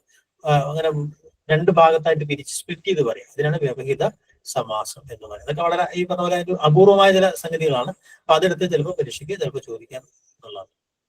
ഉത്തരപദാതി ദൃഢത്തിന് പകരം പൂർവ്വതാന്ത വ്യഞ്ജനം വിരട്ടിക്കുമെന്ന് വീട്ടുകാരെ കാട്ടിപ്പോത്തേന് ഉദാഹരണങ്ങളുടെ വ്യക്തമാക്കിയ പണ്ഡിതനാരാണ് എന്നുള്ളതാണ് അല്ലെ. സംശയമില്ല. നമ്മൾ നേരത്തെ പറഞ്ഞ ഉത്തരപദത്തിന്റെ അത് മാത്രമല്ല പൂർവ്വപദവും ഇരട്ടിക്കുക എന്നൊക്കെ പറഞ്ഞത് CL ആന്റണിയാണ് അല്ലെ. ഈ പറഞ്ഞ ഉദാഹരണങ്ങൾ CL ആന്റണി പൂർവ്വപദവും ഇരട്ടിക്കും എന്ന് പറയുന്ന ഒരു കാര്യം പറയുന്നത്. ദെൻ അറിഞ്ഞു എന്നതിന് ഭൂതകാല പ്രത്യയം എന്താണ്? പ്രക്രിയ എന്ന് മനസ്സിലാക്കാൻ വേണ്ടി ഏതാണ് ഭൂതകാല പ്രത്യയം? ടു ആണ് ഭൂതകാല പ്രത്യയം. ന്യൂ എന്ന് പറയുന്നത് അതിലുണ്ടാവുന്ന സന്ധി കാര്യം മാത്രമാണ് അല്ലെ. കളിച്ച കളിയിലെ കളിച്ച ഏത് വിഭാഗത്തിൽപ്പെടും? പേരച്ചം. ഇതൊക്കെ ഈ ഒരു സ്കൂൾ തല പരീക്ഷകൾക്കൊക്കെ ചോദിക്കുന്ന ഒരു ചോദ്യങ്ങളാണ്. ഞാൻ എന്ന ഉത്തമ സർവനാമത്തിന്റെ പ്രകൃതിയായി AR ചൂണ്ടിക്കാണിക്കുന്നത് ഏതാണ് എന്നാണ്? എന്നാണ്. എൻ ഞാൻ നാൻ ഞാനായി മാറി എന്നാണ് അദ്ദേഹം അതിന്റെ ഇത് പറയുന്നത് അല്ലെ. എൻ എന്നുള്ള ഒരു നിരൂപക ധാതു എന്നൊക്കെ അദ്ദേഹം പറയുന്നത് അല്ലെ. ഇതിൽ കാരകകൃത്ത് ഏത് എന്നാണ് ചോദിച്ചത് അല്ലെ. ഏതാണ് കാരകകൃത്ത്? ക്രിയയുടെ അർത്ഥം മാത്രം കാണിക്കുന്നതിനെ നമ്മൾ കൃതികൃത്ത് എന്ന് പറഞ്ഞല്ലേ. അതിനെ കൊണ്ടൊരു കാരകബന്ധം കാണിക്കുന്നതിനെ കാരകകൃത്ത് എന്ന് പറഞ്ഞു അല്ലെ. അപ്പൊ ഏതാണ്? കേമത്തമാണോ? അല്ല, പുലയൻ എന്ന് പറയുന്നതാണ്. പുലയൻ എന്ന് പറയും കേട്ടോ. കാരണം അതൊരു കാരകബന്ധത്തെ കൂടെ കാണിക്കുന്നു എന്നുള്ള രീതിയിൽ. അതായത് ഈ നിലം മുഴുന്നയാൾ എന്നൊക്കെ പറയുന്ന അർത്ഥത്തിന് അത് ഈ പറയുന്ന കാരകബന്ധത്തെ കൂടെ കാണിക്കുന്നു. ആ പദത്തെ അവിടെ നിർത്തിക്കൊണ്ട് മറ്റൊന്നിലേക്ക് കണക്ട് ചെയ്യുന്നു എന്നുള്ള. നികീർണ കർത്തൃകത്തെ കേരള പാണ്ഡ്യത്തിൽ ഏത് പ്രകടനത്തിലാണ് പ്രതിപാദിക്കുന്നത് എന്നുള്ളതാണ്. ഏത് കാരകത്തിലാണ് അല്ലെ. കാരകത്തിലാണ് അദ്ദേഹം പറയുന്നത്. കാരക പ്രകടനത്തിലാണ് അദ്ദേഹം ഈ നികീർണ കർത്തൃക ക്രിയയെ കുറിച്ച് പറയുന്നത് അല്ലെ. കാരകബന്ധങ്ങൾ ഉണ്ടാകുന്ന ചില വ്യത്യാസങ്ങൾ പറയുമ്പോഴാണ് ആ ഒരു കാര്യം അദ്ദേഹം പറഞ്ഞത്. കർത്താവിനെ നികീർണം ചെയ്തിരിക്കുന്ന ക്രിയ എന്ന് പറയുന്നത്. നികീർണ കർത്തൃക ക്രിയ എന്താണെന്ന് ഓർമ്മയുണ്ടല്ലോ. അൻ എന്ന പ്രത്യയം ഉപയോഗിക്കാൻ തദ്ധിതമേത് എന്നാണ് അല്ലെ.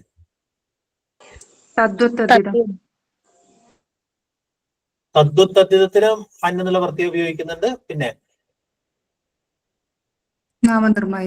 നാമനിർമ്മായത്തിന് ഉപയോഗിക്കുന്നു. വിഭാജക പ്രത്യയത്തിന് ഉദാഹരണം ശേ എന്ന് പറയുന്നത് അല്ലെ. എല്ലാവരും ടീച്ചറൊക്കെ പറഞ്ഞ ഒരു പ്രത്യയമാണത്, വിഭാജക പ്രത്യയം എന്ന് പറയുന്നത് അല്ലെ. ദെൻ പൊതുവാണ് ഒന്നുവിന്റെ പൂർവ്വരൂപം എന്ന് സമർത്ഥിച്ച വൈയാകരണൻ എന്നാണ് CL ആന്റണി അല്ലെ. AR എന്താണ് പറയുന്നത്? അതെ, ഇറ എന്ന് പറയുന്ന ഒരു സാധനം അല്ലെ. ഒന്ത് ഒന്നായി മാറിയതാണെന്ന് പറഞ്ഞത് ആരാണ് എന്നാണ്. ഒന്ത് എന്നതാണ് ഒന്നായി മാറിയത്. CL ആന്റണി. അതും CL ആണ്. സെയിം പ്രക്രിയ. അപ്പൊ തിരിച്ചു കഴിഞ്ഞാൽ സംഖ്യാനാമങ്ങളെ കുറിച്ച് പറയുമ്പോഴല്ലേ AR പറയുന്നത് ഏതാണ്? ഒണ്ട്ര എന്ന് പറയുന്നതാണ് ഒന്നായി മാറിയത് എന്നാണ് AR പറയുന്നത്. ഒണ്ട്ര എന്ന ശബ്ദമാണ് ഒന്നായി മാറിയത് എന്നാണ് സംഖ്യാനാമങ്ങളെ കുറിച്ച് പറയുന്നത്. കേരളവാണിന്റെ ഏറ്റവും അവസാനത്തിൽ അദ്ദേഹം പറയുന്ന ഒരു കാര്യമാണ് അല്ലെ. അപ്പൊ അത് രണ്ടും ഓർമ്മയുണ്ടാവണം. ഓ എന്നത് ഏത് പ്രകാരത്തിൽ ഉൾപ്പെടുന്നു? ഓ എന്ന് പറയുന്നത് നിയോജക പ്രകാരം അല്ലെ. നിയോജക പ്രകാരത്തിന്റെ മധ്യമം അല്ലെ. നിയോജക പ്രകാരത്തിന്റെ മധ്യമം പല രീതിയിൽ നമുക്ക് പ്രാധാന്യമുണ്ട് അല്ലെ. അവിടെ നിയോജക പ്രകാരത്തിന്റെ മധ്യമ ബഹുവചനത്തിൽ ഉണ്ടാവുന്ന പ്രത്യേകത നമ്മൾ പഠിച്ചിട്ടുണ്ട്. നിയോജക പ്രകാരത്തിന്റെ മധ്യമത്തിൽ ഏകമാം അല്ലെ, ഏകവചനമാകുമ്പോൾ അവിടെ നീ പോ, മറ്റേടത്താണെങ്കിൽ നിങ്ങൾ പോകിൻ എന്നാവല്ലേ. നിങ്ങൾ പോകിൻ, നിങ്ങൾ വരിൻ അല്ലെ. അത് നമ്മൾ ഗിലോപസംഗ്രഹമായി ബന്ധപ്പെടുത്തേക്ക് നമ്മൾ പഠിച്ചൊരു കാര്യമാണ്. അപ്പൊ നീ പോ എന്ന് പറയുന്നത് നിയോജക പ്രകാരത്തെ മധ്യമത്തിന്റെ ഏകവചനമാണ് അല്ലെ. പോകുക, നീ പോകുക എന്നൊക്കെ പറഞ്ഞാൽ ധാതു മാത്രം മതി, അതിന് പ്രത്യേകിച്ച് പ്രത്യയത്തിന്റെ ആവശ്യമില്ല എന്ന് പറയുന്നത് അല്ലെ. പ്രത്യയമില്ലാത്ത പ്രകാരം ഏതാണ്? അവിടെ പെട്ടെന്ന് തെറ്റിക്കാൻ വേണ്ടി മാത്രം ചോദിക്കുകയാണ് അല്ലെ. ഏതാണത്? നിർദ്ദേശക പ്രകാരമാണ്. താഴെ പറയുന്നവയിൽ വിഭക്തി തൽപുരുഷ സമാസത്തിന് ഉദാഹരണം എന്താണ്?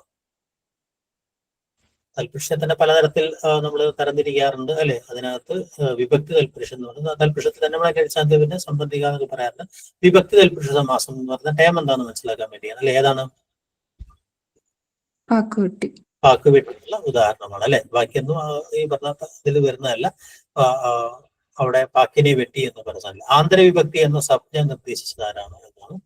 നേരത്തെ അത് പറഞ്ഞു കഴിഞ്ഞു. എല്ലാവരാണ്? ജോർജ് മാക്കറാണ് ആന്തരവിഭക്തി എന്ന് പറയുന്ന കോൺസെപ്റ്റ്. ആ കോൺസെപ്റ്റ് എന്താണെന്ന് ഞാൻ വിശദീകരിച്ചു കഴിഞ്ഞു. AR പറയുന്ന ഉന്നാമത്തിന് ഉദാഹരണം ഏത് എന്നാണ്? പൊൽക്കുടം എന്ന് പറയുന്നതാണ് അല്ലെ. ലായായി മാറുന്നു എന്ന് പറയുന്ന സാധനം അല്ലെ. ദന്ത്യം താഴേക്ക് മാറുന്നു എന്ന് പറയുന്ന ഒരു കാര്യം അല്ലെ. വ്യവഹാര തമിഴിലുള്ളതും സാഹിത്യ തമിഴിൽ ഇല്ലാത്തതുമായ സന്ധികാര്യം ഏത് എന്നുള്ളതാണ്? താലവ്യാദേശം.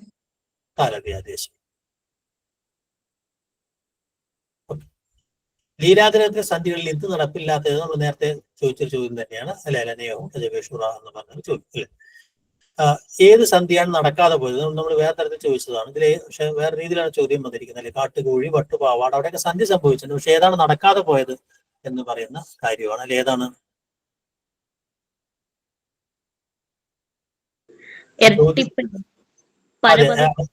അതെ, വിശേഷണ വിശേഷങ്ങൾ പൂർവോത്തര പദങ്ങളായി സമാസിച്ചാൽ ഇരട്ടിപ്പും ദൃഢം പരപദാധികം എന്നുള്ള നിയമമാണ് വ്യാപകമായിട്ടുള്ള നടപ്പിലാവാതെ പോയ നിയമം എന്ന് പറയുന്നത് അല്ലെ.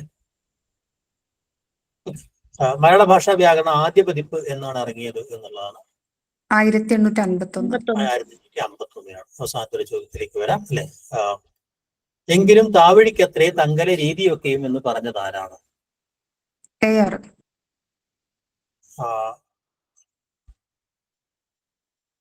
താവഴിക്കത്രേ തങ്കലൊക്കെ രീതിയും എന്ന് പറഞ്ഞത് ഈ പറഞ്ഞതുപോലെ നമ്മുടെ ഭാഷയുടെ ഒരു അതെ, സംസ്കൃതത്തിൽ നിന്നാണ് മലയാളം ഉണ്ടായത് എന്ന് പറയുന്ന ഒരു സംഗതി അദ്ദേഹം പറഞ്ഞു എന്ന് പറയുമ്പോൾ അങ്ങനെയല്ല. അദ്ദേഹം പറഞ്ഞ സംസ്കൃതം അങ്ങനെയൊക്കെ ആണെങ്കിൽ കൂടി ഈ രീതിയിലാന്നൊക്കെ പറയുന്നിടത്താണ്. അതൊക്കെ എടുത്തുകൊണ്ടാണ് പൊന്നിനെടുങ്ങാടി അങ്ങനെ ഒരു വാദം പറഞ്ഞിട്ടില്ല എന്നൊക്കെ പറയുന്നു. ഓക്കെ, അപ്പൊ എന്തായാലും വ്യാകരണവുമായി ബന്ധപ്പെട്ട് കുറെ ചോദ്യങ്ങൾ നമ്മൾ 100 ചോദ്യങ്ങളും ഡിസ്കസ് ചെയ്തു. ഏതാണ്ട് എല്ലാ ഏരിയ ഒന്ന് ഓടിച്ചൊന്ന് പറഞ്ഞിട്ടുണ്ട്. ബാക്കി നിങ്ങൾ വിശദമായിട്ട് നോട്ടിലൂടെ ഒന്ന് നോക്കിയാൽ മതിയോ. അപ്പൊ നമ്മൾ ആ ഒരു യൂണിറ്റ് മോഡ്യൂൾ പൂർണ്ണമായിട്ട് തീർന്നിരിക്കാനായിട്ട് മെറ്റീരിയൽസ് നമ്മൾ തൊട്ടടുത്ത മോഡ്യൂളിലേക്ക് കേരള സംസ്കാരം എന്ന് പറയുന്ന മോഡ്യൂളാണ് തോന്നുന്നു. പിന്നെ നാടകവും പിന്നെ മാധ്യമം അങ്ങനെയുള്ള ചില സാധനങ്ങളൊക്കെ ബാക്കിയുള്ളൂ. അപ്പൊ അതിലേക്ക് നമുക്ക് അടുത്ത ക്ലാസ്സിൽ. ഓക്കെ.